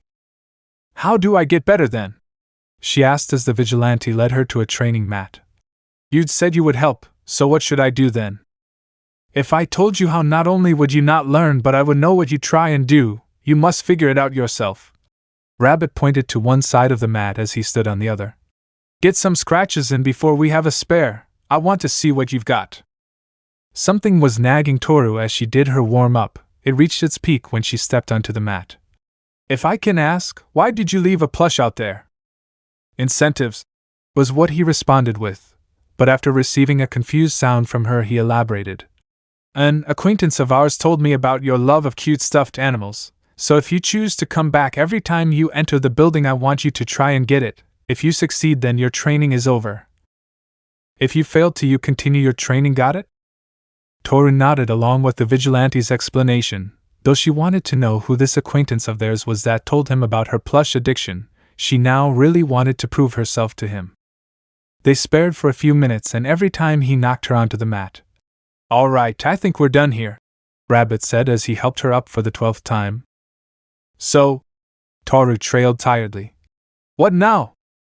For now, go home and get some rest. If you wish to continue your training, you know where to find me, the rabbit-themed vigilante said. But what you need a lot of is strength and combat training. I'll see what I can do for you. Have a good rest, Hagakure. Toru nodded and made her way out of the building as she contemplated if she should continue going back. But there was one thing that bugged her that she couldn't escape from. Why did he feel so familiar to her? Chapter 6. Thud. Again. Izuku watched as Toru groaned as she picked herself back up after being tossed onto the training mat for the 5th time in a row. Today's lesson was about proper hand-to-hand combat with an opponent that could see her. He explained to her that a function of his helmet could give him both heat and night vision, and explained further that she had to knock him onto the floor, and she wins. If he knocked her onto the mat, she had to get back up and do it again. Izuku was surprised that she came back for more training, but was ultimately happy that he got to have more time with his friend. Thud. Toru hit the mat once more. She attempted to sweep his feet, but didn't have a backup plan if he jumped. Izuku extended his hand to help her up. Take a break for now. If it makes it better, you did better than most. Gee, that makes me feel so much better, she said with a sarcastic tone before giggling to herself. The vigilante smiled under his helmet as he heard her giggle to herself, his chest feeling light and a light heat to his cheeks as he joined her laughter, but was soon stopped when he noticed a large black feather fall from the ceiling. He looked up and saw 2 massive black ravens looking down on him and Toru, and immediately knew what was going on as he turned back to his friend. Hagakure, take 5 and get a drink. The invisible woman was taken aback by the sudden shift in his tone, going from happy and joking to serious. Is everything all right, Rabbit? Yeah. He looked up to see the birds weren't there anymore as he started walking to the stairs that led to the roof. Just have a meeting to attend. When he got to the roof, he saw the back of a woman who wore a red leather coat with a hood that came to just below her breasts. black pants, a backpack, brown steel-toed boots and steel-knuckle gloves. She had a helmet with a full triangular visor that was a gift from Rabbit that projects holograms to her to type what she wants, send information, and express her emotions on the screen. The woman turned around and jumped up excitedly to meet him as a smiling emoji displayed itself on the visor while a holographic text box came up. "Hello again, Rabbit." "Hi, Hugin.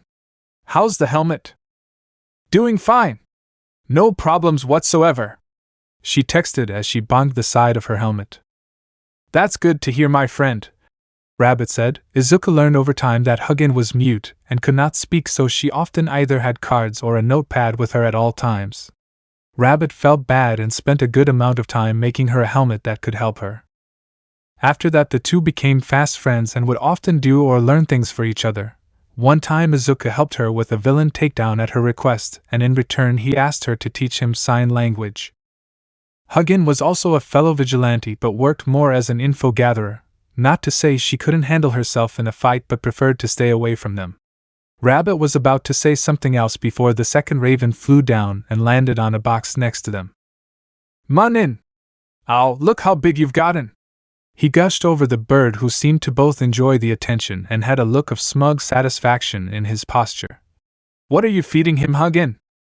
"Just the regular amount," she shrugged. "Though considering he's part of my quirk, it may have a part in his size." It was true, as Rabbit had the privilege of knowing her real quirk, Raven Spirit. The quirk allows her to both communicate with her pet Munin and allows herself to transform into a raven herself. "So what's the reason you're here?" Rabbit asked as he pets Munin, who let out some happy chirps and leaned into his touch. "What? Can't visit the vigilante I trust the most, the one I trust with what my quirk truly is, and him trusting me with the secret that he's quirkless, without him expecting me to have information to give?" Hugin took on an exaggerated posture of shock and betrayal as the imaging on her helmet turned to a crying emoji. "You wound me, Rabbit." The bunny-themed vigilante shook his head at the over-exaggerating woman in front of him, but he did chuckle when she finally burst into silent laughter. "Forgive me, but you rarely just show up for a chat." "Fair!" her text exclaimed as she walked over to him and sat on the box Munin was on. "I'm here for a few reasons. 1. How was the tip about Jiren? Sorry again I couldn't give you any info on Midas or Citadel." "It's alright, you did your best with the information you had." Rabbit shook his head. "He didn't know where Midas was or how to get to him, but he did give me a clue about someone who could. That clue was correct when I found him on same night, but—" "You don't trust him," she stated as if knowing exactly what he felt. "Like he has ulterior motives, like a salesman trying to sell you shoes 3 sizes too small." "Exactly. Figured as such. I got the same feeling when I met him once. I'll keep an eye on him and see if he is up to no good," Hugin said. "The second reason why I'm here is that I know that, alongside trying to destroy Midas, you're investigating Trigger. There's a delivery that's about to be transported not too far from here. I was gonna tell you about it, but I saw you training that invisible woman." Rabbit could feel her wiggling her eyebrows and her teasing grin. "So, who's the lucky lady?" "Jay, just a friend," Rabbit stuttered, his face flustered from her comment. While he cares about Hugin, who often acted like an older sister to him in his times of hardship or days when he didn't want to be alone, he also hated her for comments like this because, like any older sibling, she would tease him to hell and back. It didn't help that she was, in fact, for years older than him. He tried to not give her the satisfaction of seeing him fluttered by her comments, but he never was good with women, and she would always get a rise out of him in one way or another. Sometimes his body betrayed him, and would react before he could stop, and she could tease him more for it. "Toru is just someone I'm training," Izuku said. "And before you ask, she's not becoming a vigilante like us, she's training to become a hero." "Training to become a hero? That seems kind of risky, don't you think?" Hugin questioned. To be fair, she did have a point about training someone who would try and capture you one day. So, being the person he was, Izuku explained his reasoning. "People nowadays are too reliant on their quirks, and it gets people and themselves killed because once a situation comes up that their quirk is not suited for, they give up and wait for someone else to do it. She's a dear friend of mine who I refuse to lose her again." Hugin knew about some of Rabbit's past, Not all of it, of course, but to be fair, neither did she. But she knew that he had a childhood friend who moved away, so judging from how protective he is of making sure his invisible friend wouldn't die, she could put two and two together. So, you gonna check out that transport? Hugin questioned, changing the topic so then the depressing mood could change. Izuku shook his head while looking over the city. I can't just leave her, not when she just got here. They sat in silence for a few moments until Hugin jumped off the box and pointed her finger at him, while displaying her excitement as the text box read. Why don't you go and I'll look over her training? I'm no slouch when it comes to hand either, remember? Yes, I am painfully aware of what you can do with either your fists or that collapsible bow staff for yours, he said as he rubbed the left side of his ribs. But are you sure you're okay with doing that? You've done so much for me, she texted while her hand easily rubbed her helmet. It's only fair I do this for you. Sighing, Izuku put his hands in the air. Fine, I'll go check it out while you teach Toru, okay? Receiving a nod from his fellow vigilante, they made their way to Toru, who was currently sitting down while drinking some cold water. She spotted the two and got confused. Rabbit sir, who's this? This? He gestured to Hugin, who held up a peace sign with her left hand while Munin stood on her right shoulder. Is Hugin and her pet Munin? She is a vigilante like me and will be looking after you while I step out. Is something wrong? Just something that came up and that you don't need to worry yourself with. Hugin will be taking over your hand-to-hand training today. She's mute, but her helmet can produce holographic text boxes, Izuku explained while he made his way to the door. Be good, you two, and behave, Hugin. I mean it. And with that he left and got to work. Well, ain't this a surprise? Rabbit thought as he gazed down from a stack of old shining containers where the transport was located. What made it interesting was the fact that it was taking place in a scrapyard. I've never fought in a scrapyard before. Ow, how exciting. What made this even better was that the people guarding the place were the people who stole Toru's purse, so he could beat them a little more than what he did last time. He jumped from container to anything that was stable enough to support his weight until he made his way over to some stacked cars where a pair of guards holding pistols were stationed with their backs turned to the cars. One of them had a red shirt, and the other had a blue shirt. They were just standing there overlooking everything until the one in red spoke. Hey. Yeah? Blue responded. Do you ever wonder why we're dash? Red was cut off when Rabbit threw a piece of scrap at one of the cars farthest from him, making a metallic clang. What the hell was that? They stood there for a few moments before Blue elbowed Red. Hey, go check that out. Are you bucking crazy? Red shouted at his college while grabbing his shirt. Do you know what I'm wearing? A red shirt? Blue shrugged. Yes. A red shirt. Do you know who gets their shit rocked first? Receiving no verbal response and a lost look on Blue's face, Red continued. People wearing red shirts. Blue sighed. You can't be serious, just go check it out. It might just be a cat.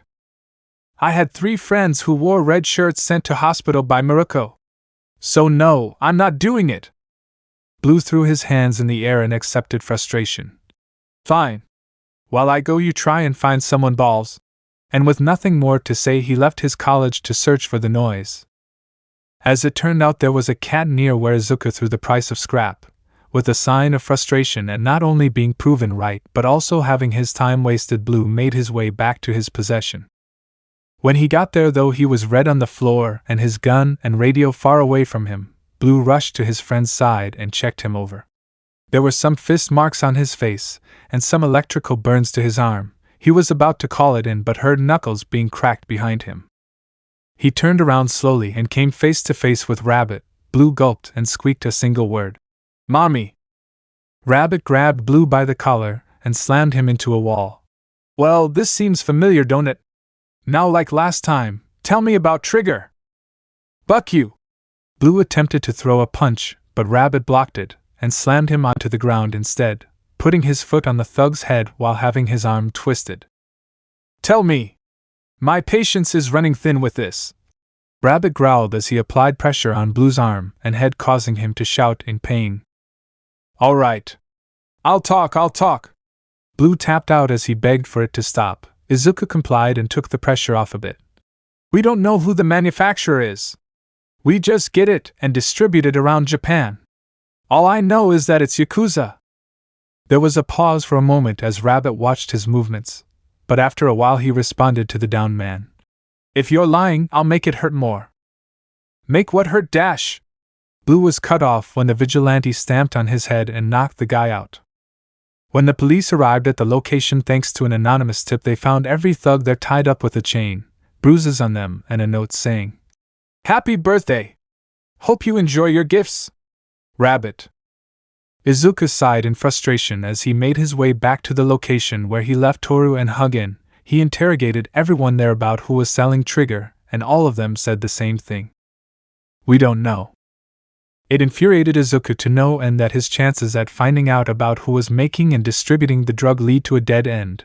The only new piece of information was that it was a Yakuza group who was making it.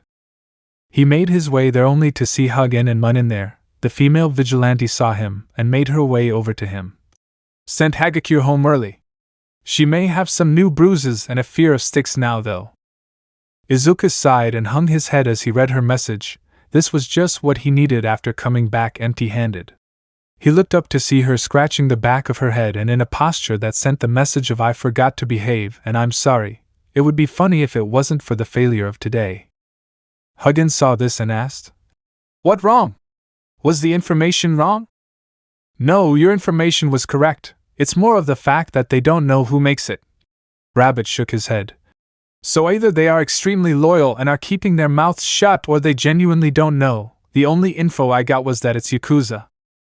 Hugin took all this information in and slowly took on a posture similar to her friend. She sighed and put her finger where the bridge of nose would be. "In other words, we're nowhere close to stopping Trigger than we were hours ago. Great." Munin flew over to the two frustrated vigilantes and got between them and acted like a stress-petting reliever, though if it was due to a genuine sense of wanting to help or getting more pets, no one would know. "I just feel like I took a giant step back in progress," Izuku lamented. Hugin rubbed his back caringly. They stayed like that for what felt like hours before Izuku saw a text box appear in front of him. "Maybe take a break from the Trigger case. You're already training Hagakure and you took a giant leap with your hunt for Midas." She moved his head to look at her. "Focus on those two for now. Despite how we feel about it, Trigger isn't going anywhere anytime soon." Yeah, you're right, Hugin, thank you." The female vigilante brought him into a hug. They stayed there for a bit before breaking. "When are you going to contact Midas?"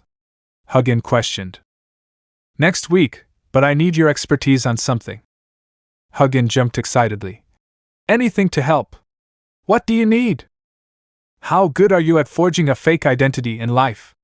Rabbit questioned. Despite not seeing her face, he could tell she had a face-splitting grin. Chapter 7. In a dark office room sat a lone figure writing up some documents, and the total amount of money they either spent or gained that month. A single light illuminated the desk and papers as a white closed hand was only visible. The door to the dark room opened, and in stepped a man dressed in a dark black cloak with the hood up as it obscured his face. "Lord Midas, something has just come up that I think you might find interesting." The figure that sat in the darkness stopped for a moment before speaking. "And what might that be, Sharon?" "We got someone who wishes to join us," the cloaked man, Sharon, revealed while sliding a file to Midas. The file contained a picture of a person with black shaggy hair and big red eyes. "He said his name is Akatani Mikumo. We did some digging and his quirk may seem to be weak but could prove useful. It says that his quirk is called analysis. It grants the user the ability to understand the quirk or actions of anyone he watches." Midas mused, while handing Sharon back the file. "Send an underling to meet him at a park in Mizutafu in 3 days. I'll let you pick the time. Let's see how well he does." "Of course, my lord." The cloaked man bowed before leaving, but as soon as he reached the door he stopped and looked at his boss. "May I ask, sir, but why are you writing reports in the dark?" There was a minute of silence before Midas spoke with a sigh. "The light bulb broke and I sent Demeter to fetch a new one, but she has not returned yet." Sharon sighed in frustration. Demeter was quite well known for taking her time when she thinks it's a waste of her talents or when she could be doing something important. She is a brilliant enforcer for Citadel, but it really was taxing on everyone's patience. I'll see where she is, my lord, after I give your orders. And with that, Midas's second's hand closed the door, leaving the head of Citadel alone as he thought back to the file. Depending on what happens, we might be able to use him for the children. Maybe then we'll get some progress done faster than Akiharu Akinasu could accomplish. He's finally done it. Izuku had finally made contact with Citadel. He got an email to meet at a park a few days ago at around 4 in the afternoon. Naturally, Izuku was nervous when the time eventually came, as he didn't want to risk exposing himself. He had to thank Hugin for what she did for him in creating his fake identity as Akatani Mikumo. According to her, it was a pain in the ass to try and create the information that seemed realistic to not tip them off. He had waited a long time for this moment, and he didn't want to waste it. Izuku quickly checked what he was supposed to do before meeting the person. He went to the park and looked behind a bush that was in front of a tree and saw that there was a package that sat there. He picked it up before looking left, where he was a man sitting on the bench that he was supposed to meet at. The man was wearing a purple tank top and black jeans, sunglasses, and a face mask. Izuku sat next to the man before handing over the package, and without looking, the man spoke. When you look at how society views the weak and feeble, it really is quite disheartening, especially when those with weak quirks could be quite powerful. Indeed, I often tried to give advice on how to use their quirks better. They tell me to save my breath and that they don't need help from someone with a weak quirk like you, Izuku said as he looked around the park. They could be so much better with them, but instead squander their potential in favor of being on top. We believe that the strong should lead, but that the weak could show potential. The man gestured to some of the people unaware of the two. Look around and use the quirk that those call weak. Tell me what you see. Izuku looked around for a moment, trying to think on who to examine, but he wanted to make an impression on them. So against his better judgment, he decided to put his analysis skills to the test on the one person that they would least expect. Midas, quirk unknown. Izuku started, getting the surprised attention of the man next to him. But I think that his name is more literal than metaphorical. The man said nothing, so Izuku continued. When people think of the name Midas, often their thoughts go to thinking that he is referring to himself as a king. But I think it might be more of the fact that he is referring to the legend of King Midas's curse. 5-point finger contact that turns people into gold. The reason for the finger contact is that in legend Midas had to touch something, and in modern society touching with 5 fingers is the most common, Izuku explained. But judging by the fact that the gold market hasn't crashed, he is either spending it sparingly or... The disguised vigilante looked at the man in purple, who had a trickle of sweat on his forehead. It's not real gold, fool's gold to be more precise. This was a big risk that he was playing, as Izuku had no idea how Citadel, or Midas for that matter, would react to him trying to guess their leader's quirk. The other problem was that he could be wrong about Midas's quirk, and it could be just a name. Right now Izuku was putting his false identity on the line, and one screw-up could cost him his only chance at getting to the man who killed his father. After a moment of suspenseful silence, the man stood up and spoke without looking at him. We'll contact you in a few days. And with that, the man in purple left, leaving Izuku to himself in the park. After making sure that he was gone, he let out the breath he didn't know he was holding. It took everything he had to not freak out when the man said nothing, but it seems that it was fine. Now the ball was in Midas's court, and all Izuku could do was wait until he got the confirmation. Mentally drained from the suspense, he got up and headed back home, hoping Toru was there, and they could watch a movie or something. When he made it back, he opened the door and called to his mom that he was home, but when he got no reply, he stepped further in and called again. He saw Inko in the kitchen cleaning some plates and utensils while having headphones on, listening to music. Realizing that she couldn't hear him, Izuku reached out and was about to tap her shoulder when she snapped into action. Before he knew it, she spun around and grabbed his arm before kicking his legs from under him. She came down with him and pinned him with her knee to her back. She also used her telekinesis to grab one of her sharp knives to bring it close to his head, but upon realizing that he was her son, Inko immediately let go and put the knife back where it came from. "Oh my God, Izuku!" she yelled as she helped him up and hugged him. "I'm so sorry, baby. I thought you were an intruder." "It's okay, Mom," Izuku said while hugging her back. "I shouldn't have snuck up on you like that." This wasn't the first time something like this happened with his mom, and he honestly wondered why he kept forgetting that she could do this. She was the same slim young woman he remembered when he was younger, and still had the muscles and strength to prove it too. He wondered how she kept in shape, as he had never seen her step into a gym in his life, but he wasn't about to pry into his mother's life. Though he did wonder where she learned these moves. "And you're sure about this report, Sharon?" Midas asked while looking out a one-way window over his operation.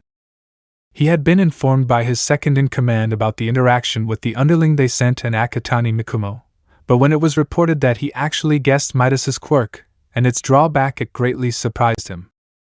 It also greatly worried him that if he could guess his quirk, then what would stop him from going to the police or heroes and informing them?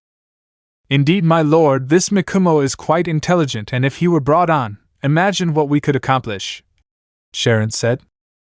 His boss remained quiet as he pondered his options and opinions about what had happened. Sharon was right in the fact that Mikumo could be an asset to them, and surely speed things along with the children. But on the other hand, if he could guess what his quirk was with very little to go on, it could result in him losing everything he worked for. After formulating his response, the Lord of Citadel finally spoke. "I am undecided of what our course of action should be at this point in time, Sharon. We shall leave it for now until I have come to a decision." "I understand, my lord." The robed man bowed. "A decision like this with someone guessing the quirk you closely guard is a difficult one. I respect your judgment." Midas nodded and waved his second-in-command off, indicating that he wished to be left alone with his thoughts about what happened, his gaze never leaving from what he was looking at through the window. "Your intelligence and quirk is quite fascinating and dangerous, young Mikumo," Midas thought to himself. "In the hands of the heroes it could lead to the downfall of many villains and our operations, but in my hands it could lead us to our goal and be our greatest weapon." Midas hummed to himself when he thought more about the positives about having the young man working for him. "I'll leave it for now, but I'm looking forward to what you could bring to the table, little man." He chuckled and grinned to himself as he looked at the rows upon rows of rooms that held children of all types, and the profit you could bring us for our child soldiers. Chapter 8. Thud. "Oh!" Toru grunted as she got another face full of training mat. Today was more hand-to-hand training today with her vigilante teacher, and she hated every part of it, though was glad that it wasn't Hugin. She seriously thought that she could make it to the stuffed animal today by taking off her clothes and creeping towards it while ducking behind cover for good measure, but she didn't even make it halfway through before she felt a gun to her head signify that she was caught. She just couldn't figure out how he was able to tell where she was and how he could sneak up on her. Though her mind has been distracted as of late with everything that has happened, a few weeks ago Aldera was apparently under investigation for malpractice and Quirkless teachings. All the teachers and principal were found guilty and promptly arrested. When Toru did some digging, she found out that it all stemmed from when Rabbit exposed Bakugo in front of the news. That day was not a good day for her when she thought about it. If she just stayed behind with Izuku that day, she could have been there for him. This was besides the point. It was later revealed that they were followers of Destro and his MLA and wanted the future generations to see the right point of view. The school itself wasn't shut down as temporary teaching staff were brought in, but it was made clear that this would be the final year of the Aldera school system. Another thing was that Bakugo never showed up to school after the announcement. Izuku and Inko had no idea, and when they tried to talk to Mitsuki, she was tight-lipped about it. Though that didn't stop his aunt from profusely apologizing for her son's behavior and treatment throughout the years towards Izuku. Izuku. She couldn't help but smile when she thought about her long-lost childhood friend. Not a day went by where they weren't with each other and doing stuff together. She remembered just last night where they gathered all the pillows and plushies and made a small soft fort while watching a movie. Toru didn't remember what happened after the movie, as she just remembered waking up with her cuddled up into Izuku's chest while on the floor with a blanket over them. She also remembered that warm feeling in her chest when she woke up like that. The invisible girl looked to the vigilante who was grabbing some water for her, and couldn't help but draw parallels to her friend. Both were determined and had a strong attitude towards heroics. Both here smart as hell. Both here kind to everyone, and both wanted to do good in the world. This drew a question to Toru. She knew what Izuku's answer was, but not Rabbit's. Why? With Izuku it was a given, as he wanted to prove that anyone, even the Quirkless, could be heroes and just wanted to save people from the goodness of his heart. But Rabbit? His motivations were an enigma to her. "Hey, Mr. Rabbit?" she asked, getting his attention as he passed her the water. "Why are you a vigilante? Why not become a hero?" Rabbit paused for a moment as he just stared at her. She could sense the unease rolling off of him at the question, but after a moment he replied, "A man murdered my father. The body was never found though, so when I did some digging I found out that the cops who told me and my mother were on his murder's payroll. That's the reason I'm here now, to find him and bring him to justice." He looked to Toru, whose sleeve was near where her mouth would be, most likely her hand covering said mouth. "And before you ask, yes, I did deal with the dirty cops too." "What did you do?" Despite not being able to see his face, she could still tell he had a massive shit-eating grin.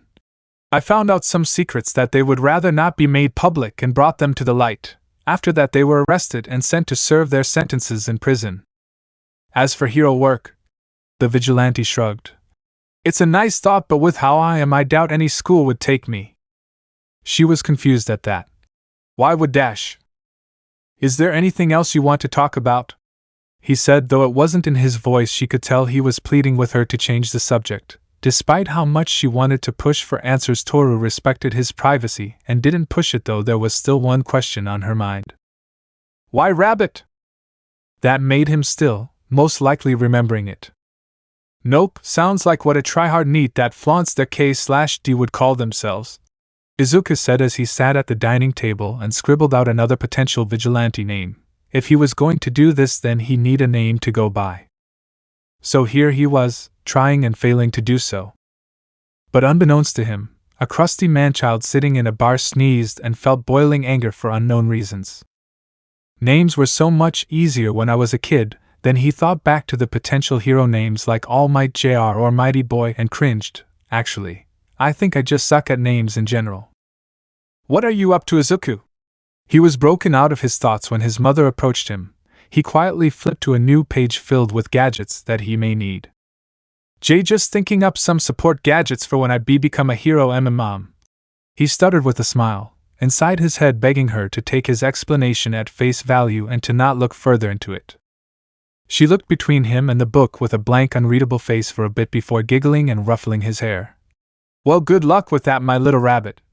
And with that went off into the kitchen, leaving Izuku to himself. "Little rabbit, rabbit," he thought to himself before his eyes lit up. "Rabbit. That's it." He just thought up his vigilante name. The vigilante was just staring and saying nothing when she asked her question.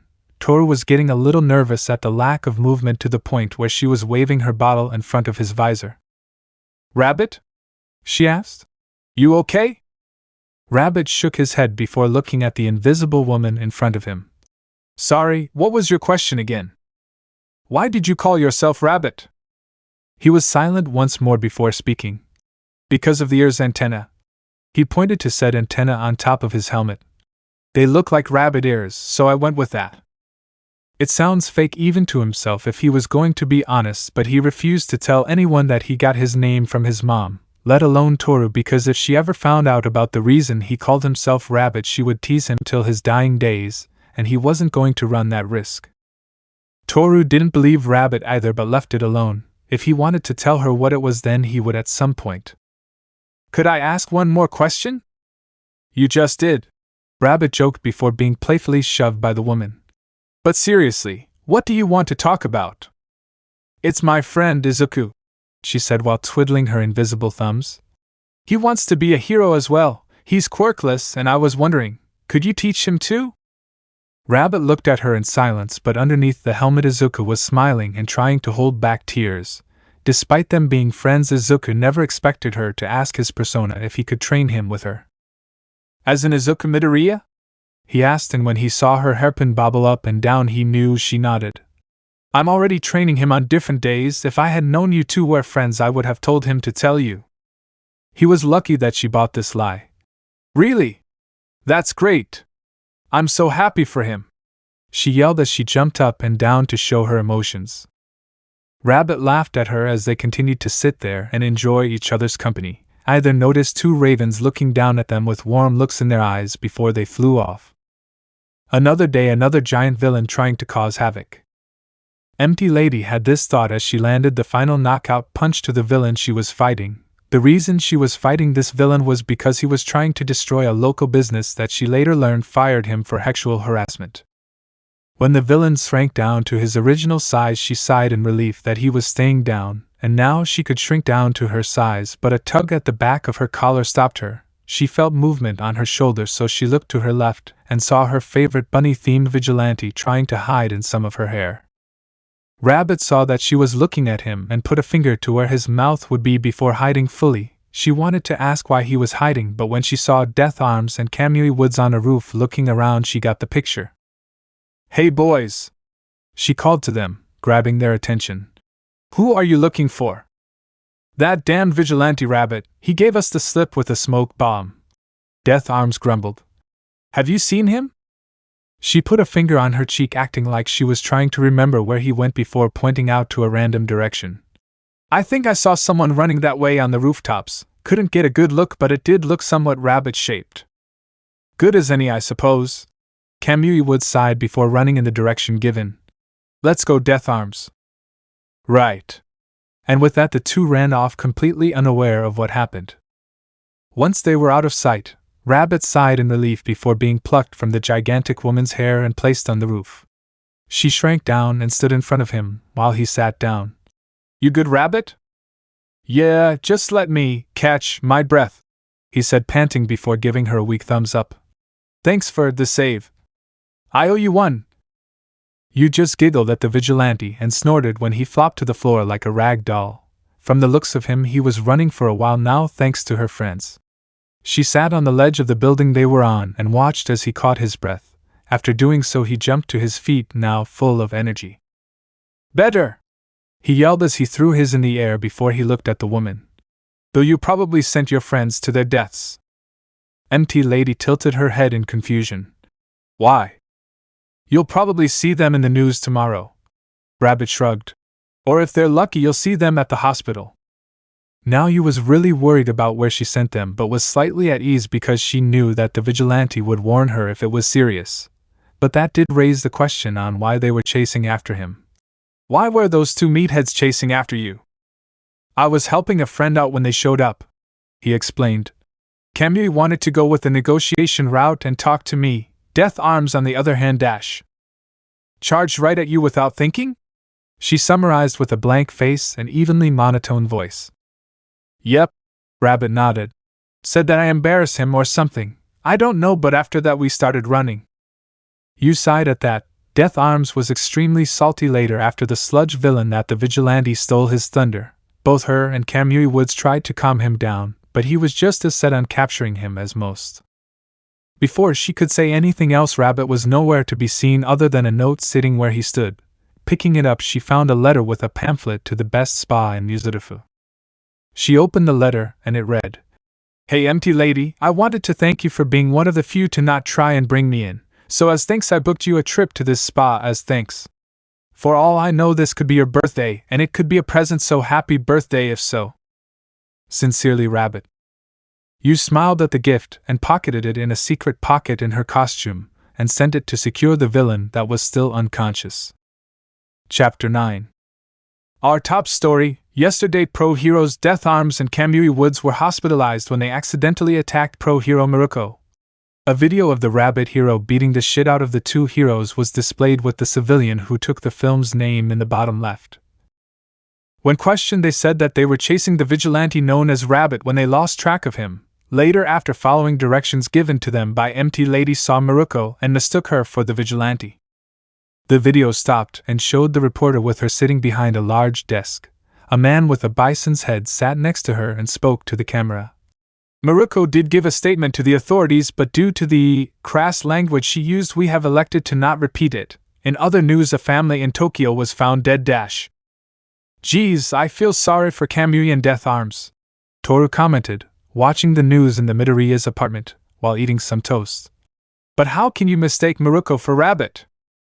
"Well, they're both rabbit-based, with one being a quirk and the other a costume. If she was going fast enough, it could be a trick of the light mistake," Izuku said as he ate his cereal next to her. "If I ever meet Mirko, I'm gonna have to apologize for that, if she doesn't try and kick my ass." "Maybe, But one is black and green while the other is in a white leotard with a dark purple trim, plus one is male and the other is female," she continued. Izuku just shrugged and continued eating his breakfast. When he saw Toru again, she all but barreled into him, while excitedly talking about how they got the same trainer. He had to feign ignorance when she said it, and act shocked when she revealed that she was training under Rabbit like him. Izuku had to suppress a chuckle when he remembered her jumping all around at having the opportunity to talk about Rabbit and his training. There was also a small amount of unexplainable jealousy at the way she was talking about how cool his persona was. He just shrugged it off for now, but it kept eating at him the more he listened. Luckily, his invisible friend moved the conversation along to possibly doing some light training together at some point. He didn't get why his heart would beat faster whenever he was around Toru, but no matter how hard he searched on the internet, he would come up empty. Maybe Hugin might know something about this, he thought to himself. He looked back at the news that was covering the murder of a family with their son missing. I'm also going to ask Hugin if she might know more about this too. Izuku was getting a bit antsy over the past few days as he hadn't heard anything from Midas on if he got in or not. He was so close now to avenging his father, but now everything was on his enemy if he got the chance. He looked at Toru and felt his heart speed up again. He was quite jealous of the way she could be so confident and not give a crap about how people perceived her. Izuku admired how she could show such energy while people tell you how useless you are. How she hasn't just given up because everyone tells you couldn't do the thing you dreamed for. He knew that she got mocked in Aldera like he does, but for an entirely different reason. She was mocked for the fact that no one could see her, and that she could never get a boyfriend like that. Izuku often wondered why Toru couldn't turn off her invisibility, and came to a subconscious conclusion. If there was a god, then they made Toru invisible because no mortal man could handle such beauty. They made her invisible to give other women a chance to find love because she would steal other men's attention. He looked back at the TV unaware that his friend had gone stiff. He had just unconsciously muttered what he was thinking about her, and Toru heard everything. She felt her heartbeat quicken and her face exploding into a massive blush as her mind replayed what he said over and over again. Toru was honestly thankful for her invisibility right now so Izuku couldn't see the mess he unknowingly put her in. She didn't know how to feel about what he said because on one hand she wanted to tell him that he was being silly and joke that it was actually hiding her ugliness. On the other hand, she wanted to hug him till his spine broke while giving him the biggest kiss of their lives. Kiss him. That made her pause and reflect on what she just thought. She wanted to kiss her best friend for unknowingly saying that she was beautiful. She looked at him and saw how close they really were, how their hands were inches away from being held. She looked at his face. What some might call plain she would call an unfair combination of cute and handsome. His baggy clothes hid his muscles and some scars well. Toru knew how muscular he was under that shirt because she was sitting in his room wanting to surprise him. He came in without seeing her on his bed and changed his shirt because he accidentally spilled water on it. She almost lost all of her blood because it tried to escape through her nose, but luckily she managed to control it till she made it back to her room. She laid on her bedroom floor in a daze with the only coherent words she could utter were, "Hubba hubba," being repeated over and over again like a broken record. She wasn't blind to the fact that she had some feelings towards Izuku, but she never really knew how to bring it up. They were separated for years only for them to be reunited as teenagers, and now she starts crushing on him? It sounded like a bad fanfiction. Besides, why would he go for someone who he can't even see? Toru thought to herself, repeating the words she heard since she moved away and returned. What neither of them knew was that Inko was watching them from the kitchen and decided to help her betting chances. She activated her quirk on the seat cushion that Izuku was on and tipped him over so his head landed in Toru's lap. Izuku let out a startled yelp as he landed face first into his friend's soft thighs. Both of them blushed madly and tried separating from each other. Unfortunately for both, they tumbled onto the floor with Izuku landing on his back and Toru on top of him. Because of the collapse, his face was stuffed into her surprisingly soft chest, and her hand rested on his groin, causing her to unintentionally feel his length. This time they properly separated and couldn't look each other in the eye from the embarrassing situation, all the while Inko was dying from laughing too hard in the kitchen at the situation she just caused. It had now been a full week since he met the contract from Citadel, and now he was starting to get paranoid. Luckily, Hugin comforted him and took him out to deal with villains and thugs to calm his nerves. Rabbit and Hugin had just finished beating up a bunch of thugs that were trying to sell Trigger and were now sitting on a nearby rooftop. They sat there with their helmets off eating some burgers while Munin ate some fries and just enjoyed each other's company. It was one of the rare times that Izuku got to see his friend without the helmet he made her. She had fair skin and ruby red eyes. She had short black hair that when she had her helmet off she preferred to style it to cover her right eye for some reason. Honestly, it was a nice change whenever he got to see her without her helmet, especially when he made her laugh. He found it hilarious the way she would silently clutch her stomach as she laughed at whatever stupid thing he did. Though the two of them always found it amusing when they went into a fast food restaurant to order in full costume. So as they were stuffing their faces and enjoying their lunch when the distant sounds of police sirens caught their attention, donning their helmets they rushed after it, and found themselves in front of the local mall surrounded by police and a few local heroes. Izuku looked over to Hugin, who was already at work trying to figure out what was happening. The holographic screen showed a live news broadcast where a woman was reporting. Police and local heroes have been trying to negotiate with the villains inside, the woman said. The group has taken shoppers and workers as hostages and won't let go until their demands are met. That was all they needed to hear before they sprang into action, quickly finding themselves on the roof of the building. Izuku opened a ventilation shaft and bowed while gesturing to the entrance. Ladies first. Such a gentleman, Hugin texted playfully before shoving him lightly into the vents. I ain't giving you a free viewing of my ass. Izuku chuckled, especially when Hugin turned into her bird form and she and Munin were catching a free ride on his back. As they crawled their way through, they came across an opening where two people were talking. Man, the first one groaned. I've been trying to get into One Piece lately, but I just can't. Over 4,000 episodes. And it's still not even halfway done. Ugh, I know what you mean. I got to where they met Brook and my computer decided to explode. The second complained. I don't even remember what episode that was either. I think that was episode 337, Rabbit said from behind them, with Hugin nodding as she brought up the episode. Thanks, man. The second one thanked and stood in silence before the two realized the two behind them and spun around to attack. Hugin brought out her collapsible bow staff and brought it down on her opponent, whacking him in his jaw before swiping his feet from under him. Once he was on the ground, she gave a swift kick to his head to knock him out and tied his hands and legs in zip ties. Rabbit ducked under the punch and grabbed the guy's arm to swing him over their shoulder. The guy tumbled to the floor where Rabbit straddled him and held a knife to his throat. I'm gonna need some intelligence, Rabbit said while holding the blade closer. I don't have any intelligence, the man yelled, trying desperately to get out of the situation he now found himself in. Heh, Rabbit chuckled with Hugin silently giggling. You called yourself dumb. I am not dumb, the idiot roared, still trying to wiggle himself free. I'd bet your neck that you're not and that you know what's going on here, Rabbit threatened, his knife pressing a bit more on the thug's neck and drawing a bit of blood. So if you like living, I'd recommend telling us what you're doing here. Like I'd take a threat from a hero. And who said we're heroes? Hugin's text box appeared. The thug's eyes widened as he read it and looked at the two who beat him and his friend. Even with them wearing helmets, he could tell they had sadistic grins on their faces now that he came to one conclusion. Heroes are trained to restrain villains and prevent them from hurting civilians or themselves, but sadly some villains just won't stop and have to be killed to save lives. It is usually saved as a last resort when all other options have been depleted, and it's either the villain or the civilian. Vigilantes don't tend to follow the same rules as heroes do. Swallowing the lump in his throat, the thug talked. We got word that a rich bucker's daughter would be here. Our boss said that we'd take her captive and bargain for a boatload of cash. Who's the daughter and where is she? Rabbit growled. It's just some stupid rich girl. I don't know who she is.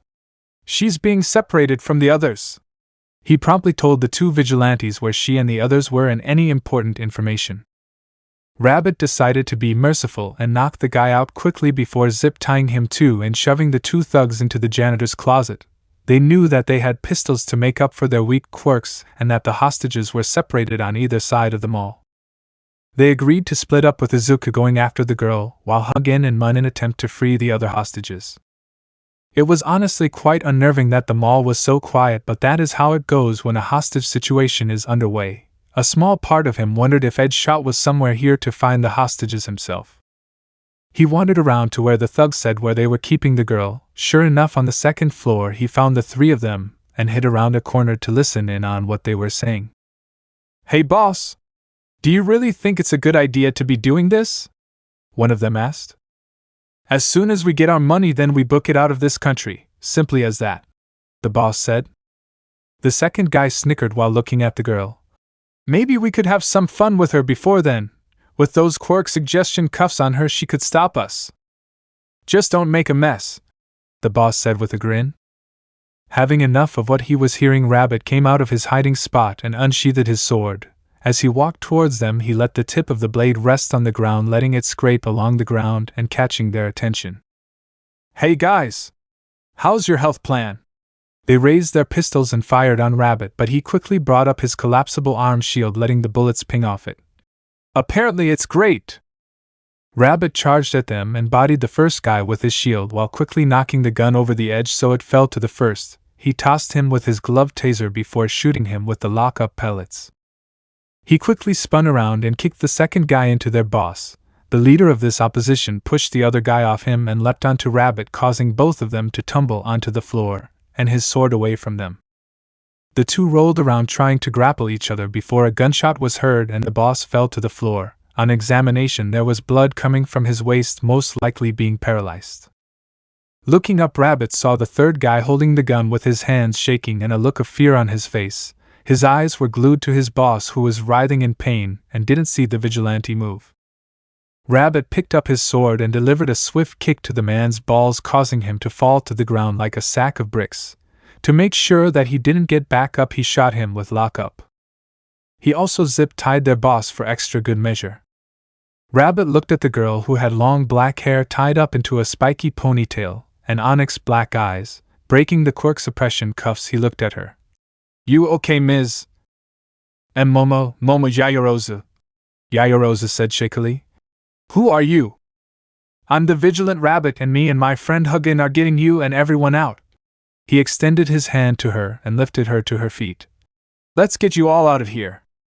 They eventually met up with Hugin and Munin, with the bird looking smug for some reason.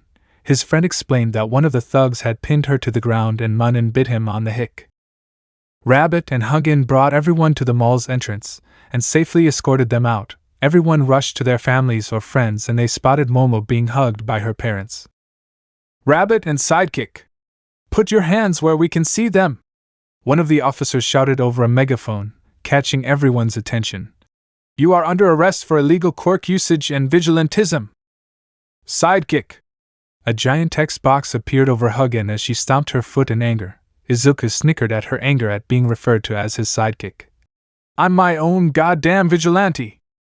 Just stand down and come quietly!" one of the heroes yelled. "They just saved my daughter's life!" Yayarosa's father yelled at both the hero and police in anger. "They might be vigilantes, but they did more than what you did! And we can thank them when they're behind bars, sir," the hero said through gritted teeth. "Now stay behind the line and let us do our job."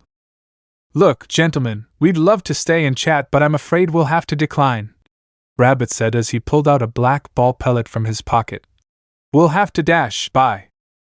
And with that he threw the black pellet and made it release smoke, obscuring the vision of everyone.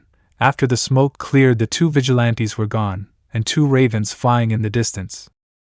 In an alleyway not too far away, our two vigilantes rested after running as fast as they could to be as far away from the mall as possible.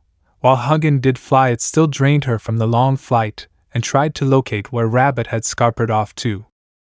They stood there catching their breath when a buzz came from a burner phone that Rabbit had. He took it out of his pocket, and his eyes widened from under his helmet. "Everything good?" Hugin asked curiously. "Aye, it's Midas," Izuku revealed. "He just agreed to bring me to Citadel in 3 days' time." Before they could celebrate that he was now a step closer to accomplishing his goal, the sounds of footsteps coming from further in the alley. Stumbling before going into a full run, a blonde girl came running out and threw a knife at Rabbit. Izuku brought out his shield and easily blocked the attack, but couldn't stop the blonde girl from jumping on him. he felt a slight pain in his shoulder where she bit him and started drinking his blood. Thankfully, Hugin ripped the girl off him and threw her into the wall where she slumped down. The fellow vigilante helped him up as they took in the girl's appearance. She had blonde hair that was tied into two messy buns, sharp canine teeth like a vampire, and yellow slit eyes. The girl gripped her head and looked around in growing horror. "Oh God, I did it again!" she muttered and started to shake. Rabbit and Hugin looked at each other before something clicked in Rabbit's head. "Sharp canine teeth, drinking blood, you have a blood quirk, don't you?" "I am so sorry!" she cried. "I didn't mean to lose control." "This seems like a case of quirk madness," Hugin texted. "You know how they're treated and oftentimes don't get the help they need." Rabbit walked slowly towards her and knelt down to her level. "What's your name, MS?" Himiko Toga," she sniffed. "You got a place to go?" She shook her head. "What's your quirk?" Instead of answering, sludge surrounded her, and she transformed into a perfect double of Izuku. She let her transformation go, and the sludge poured off her skin. Izuku sighed and took off his helmet as she already knew his identity thanks to this and rubbed his face. "We can't just leave her. I can't house her as there is no room in my house." Hugin shrugged. "It's already packed with me, my brothers and my parents." Izuku sighed as he knew what he had to do and looked at Himiko. "My name's Izuku Midoriya. How'd you like to come with me?" Himiko was silent before bursting into tears and latched onto Izuku while crying into his shoulder. She eventually passed out from exhaustion, so taking a quick trip further into the alley, he changed into his civilian clothes and gave the sleeping Himiko a piggyback ride. Hugin and Izuku said their goodbye and were about to head off before one of Hugin's text boxes appeared before him. "Izuku!" He turned around to look at Hugin, who had her back to him and was trembling slightly. "In 3 days' time you're going to be I'm the heart of Citadel. You're gonna finally get your revenge, and I'm not going to be there to help you, to watch out for you if things go wrong." She turned around to face him. "I need you to promise me that if shit hits the fan that you will get help. I need to know that the person that I see as a brother will come back to me alive."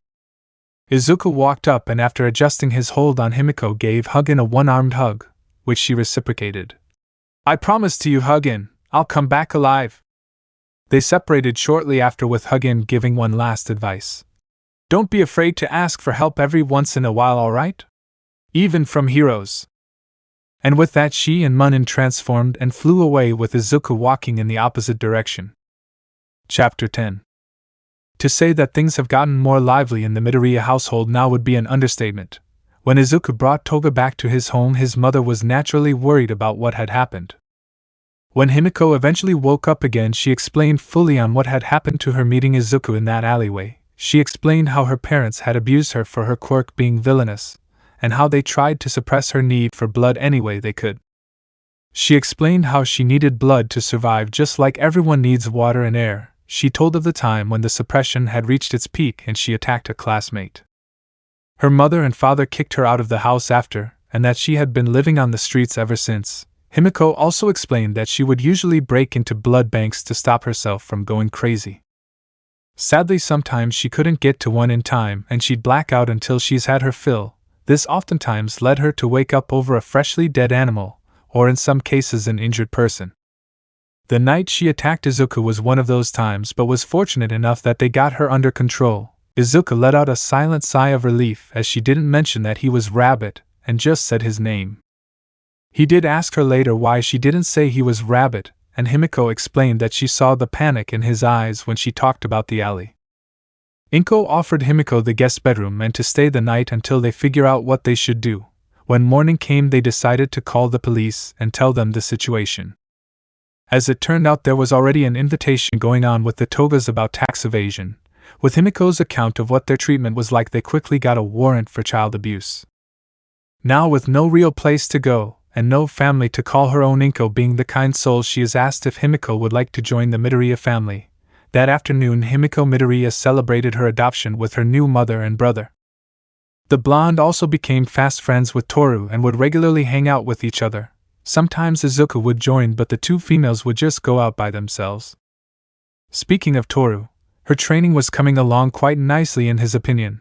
Despite what she tells him, she is actually improving and getting closer to the plushie with every day that passes. He also started admitting to himself that he might have romantic feelings for his childhood friend but didn't know how to approach the topic. He had feelings for a friend that had been out of his life for a long time, and now that she was back it sounded ridiculous for him to develop a crush on her. Besides, she could do better, Izuku thought to himself as he hopped from rooftop to rooftop in his rabbit uniform. Why would she choose a quirkless freak like me anyway? Izuku decided to calm his nerves about meeting Midas tomorrow by taking out his stress on a few thugs that were trying to sell drugs to 13-year-olds. After making a call to the police while giving the drug dealers a final kick to the teeth, he jumped off to find anyone else to help. Honestly, it had been kinda slow today, and for the life of him he didn't know what was up. Usually when criminals went into hiding it was because a top hero entered the area. There were still those that were ballsy enough to attempt to attack the hero, but to get this reaction was odd. The only time he'd seen something like this was when... Shit! Do that mean she's Dash Rabbit's thoughts had been cut off when a foot slammed into his back, causing him to careen into a nearby wall. He looked to his assailant, and his suspension was proven correct while making him pale significantly. Standing in front of him was a dark-skinned woman with an athletic yet curvaceous figure, muscular arms and legs, red eyes, straight white hair that reached down past her waist, and on top of her head was a pair of long white rabbit ears. The rabbit hero, Mirko, was standing in front of him, and she looked absolutely pissed. Her fiery stare made him feel like an ant standing beneath a boot. "So you're this rabbit guy I've been hearing so much about," Mirko growled, cracking her knuckles and neck while still glaring at the vigilante as he picked himself up. "I need to properly thank you for that trouble with those two idiots when they mistook me for you." "I didn't mean for them to attack you," Rabbit defended himself. "Besides, it was Empty Lady who gave them the directions, and it was their dumbass decision to attack first and not ask questions. I don't give a flying buck who gave who directions. I just want to fight," Mirko yelled before getting into a combat stance. "Now, give me everything you've got." She launched herself at Rabbit with a speed that rivals even Ingenium. She spun in the air and was about to deliver an axe kick before the vigilante dodged. Rabbit rolled out of the way and swiped at her leg, but Mirko hopped out of the way. They both dashed at each other and moved to kick the other. Their legs clashed in the middle and stayed there as they fought for dominance over the other. The scene could only be described as an odd sort of arm wrestle, but with their legs. They soon disengaged before Izuku's fist slammed into Miruko's sternum, but she retaliated back with a punch to the chin. Soon a flurry of kicks and punches were exchanged to each other, with Izuku having to dodge a lot of them lest he have his head separated from his body. Mirko lined up to deliver another kick, but Rabbit stopped this action by grabbing her by the leg and twisted his body to throw her over his shoulder. She caught herself before she could hit the ground and rolled a bit before kicking him in the ribs. The vigilante stumbled back a bit and brought out his shield to block a kick to his chest. After retracting his shield, he flipped over her and delivered a shot to her liver and ribs. The rabbit hero grinned as she saw a punch coming straight for her face, and instead of counter-attacking blocked her face. She realized that it was just a distraction as his legs slammed into her side, and with the metal that covered them she was sure that she felt them break. She delivered a kick to his stomach and sending him flying, he landed in a crouched position similar to that of a rabbit. Now with enough distance between the two, they started panting in exhaustion. Mirko looked at Rabbit with a wide feral grin. "You know, Bunny, you're not half bad." "Really?" Rabbit chuckled lightly and quietly hissed at his injuries. "That's high praise, I'm honored." "Too bad you're a vigilante. Could use someone with balls on the hero screen." Mirko shrugged and sighed. "I'd love to continue fighting you for the rest of my career." "Yeah, but I'd prefer to keep my head where it is, thanks," Izuku said before he heard a beep. He looked to his right arm and saw there was a message on the screen. "Mom." "Hi, Izuku. Sorry to bother you right now, but do you think you could get some pork for me? I'm making katsudon and we're out." With the prospect of his favorite food on the table, Izuku looked to the rabbit hero. "Sorry to cut this short, but I have to go now." "Like hell you're leaving!" Mirko yelled. "The fight was just getting good."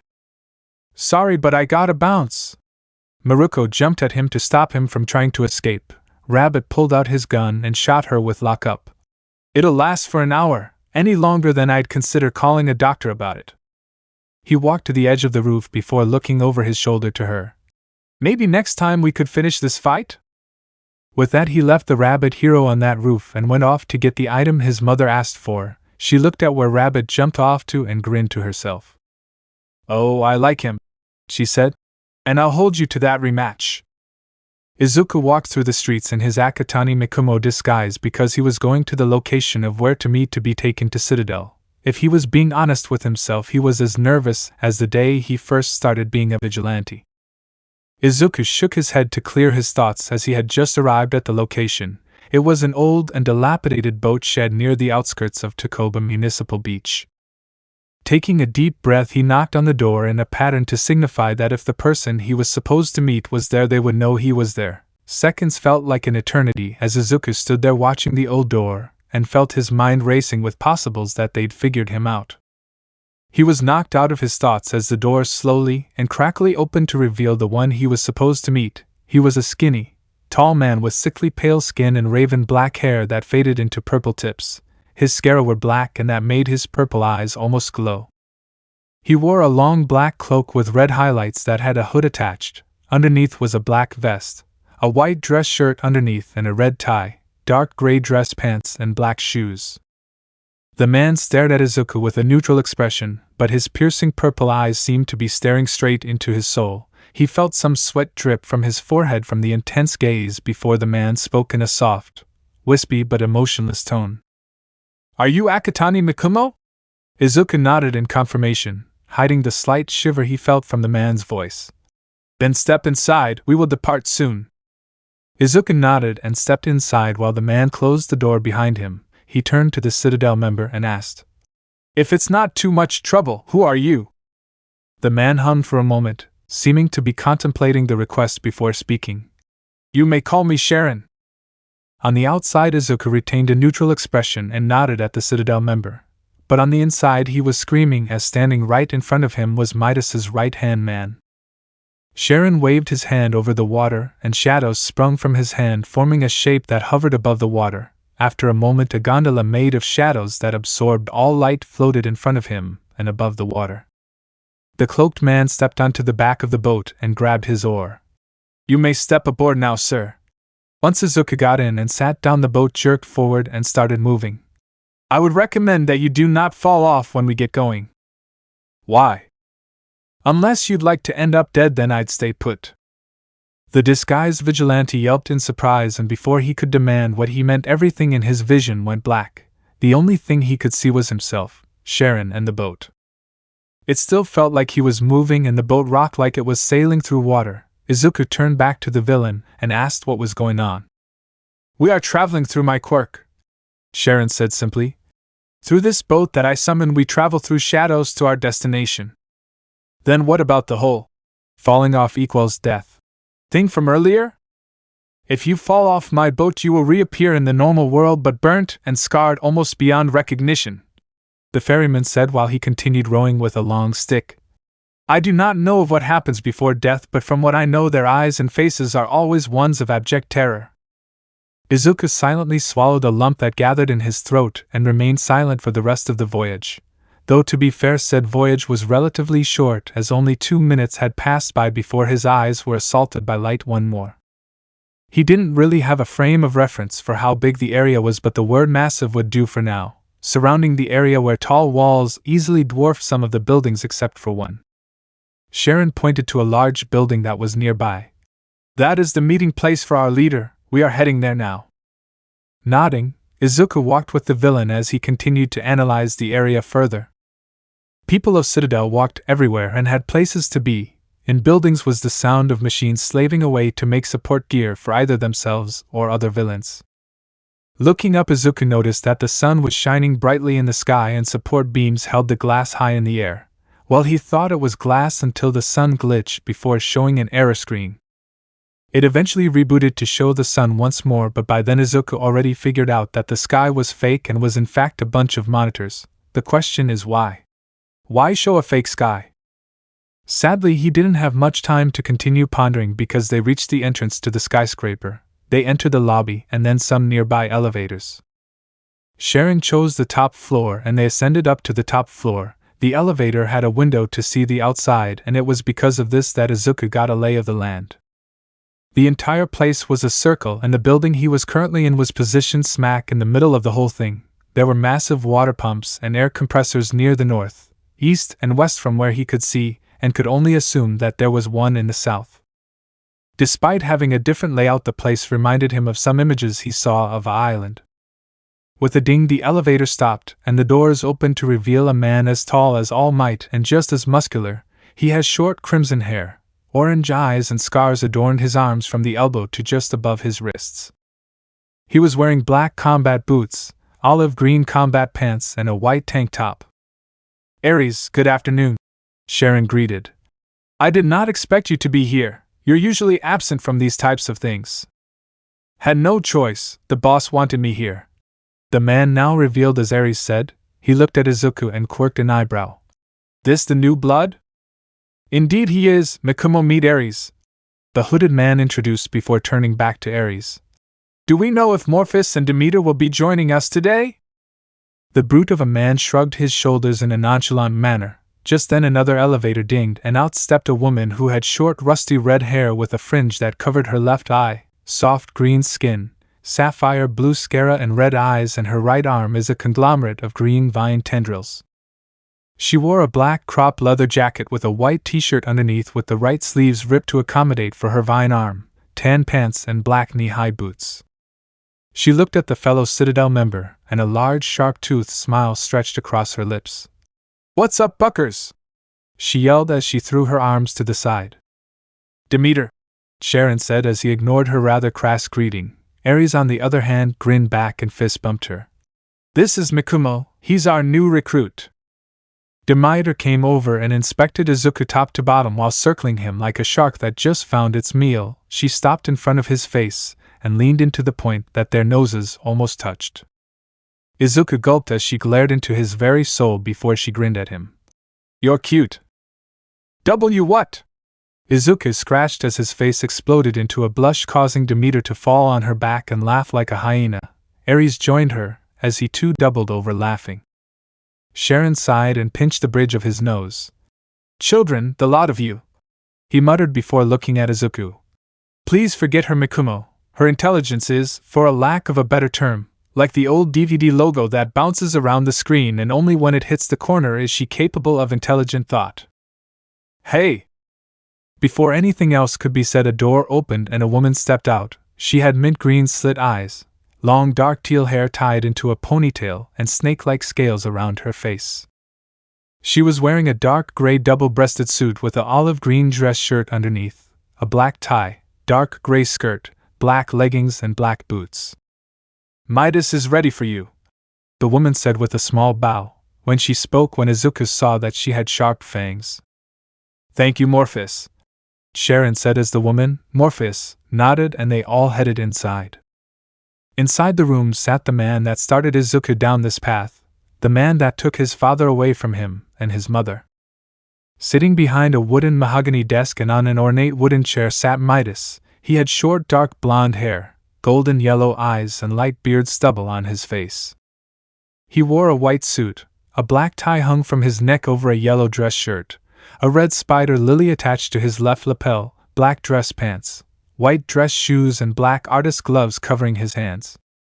He looked at Izuku before giving him a smile that one would give to hide your intentions and gestured to a chair in front of his desk. "You must be Akatani Mikumo, please have a seat and we may begin." Izuku had to resist the urge to glare at the man and shoot him in the head.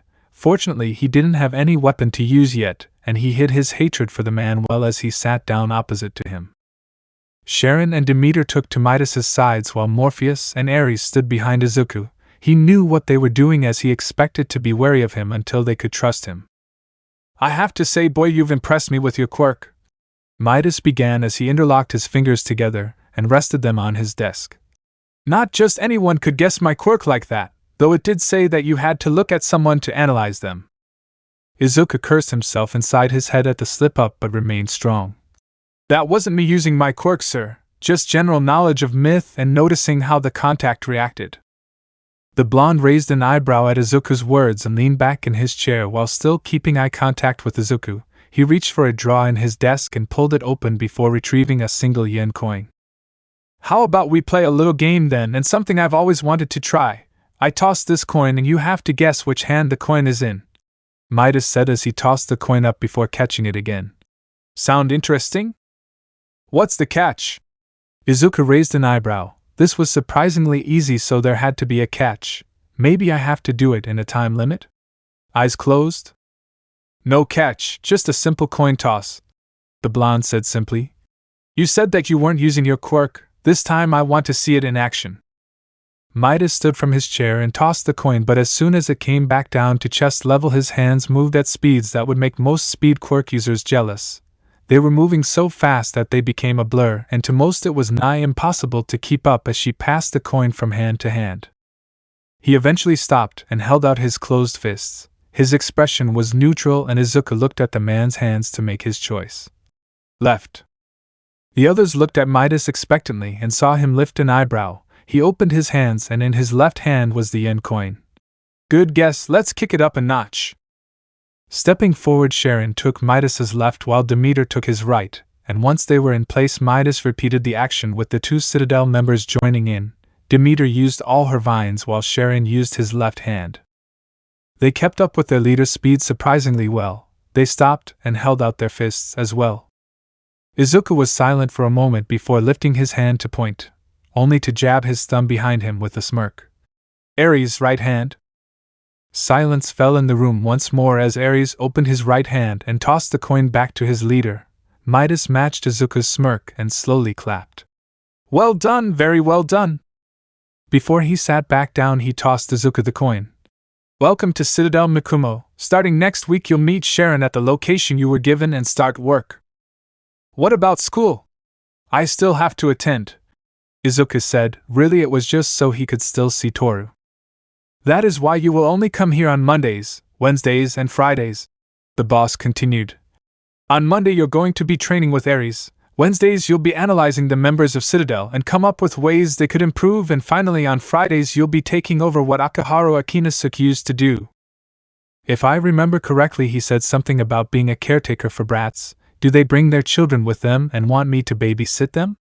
Izuku thought to himself before speaking. I'll strive to make Citadel proud, Midas, sir. I'm sure you will. Midas grinned before gesturing to Sharon. Take him back home and return back to me. We still have business to attend to. With a nod, Sharon led Izuku back outside and summoned his boat to take Izuku back to the boat shed. Saying his goodbye to the ferryman, Izuku walked off back home with a single thought in his head: one step closer. Let me know in the comments below if you guys want the next part. Also check out my other video that has been shown and left. Thank you for watching. If you enjoyed this video, please like and share this video. And have a fantastic day. Bye.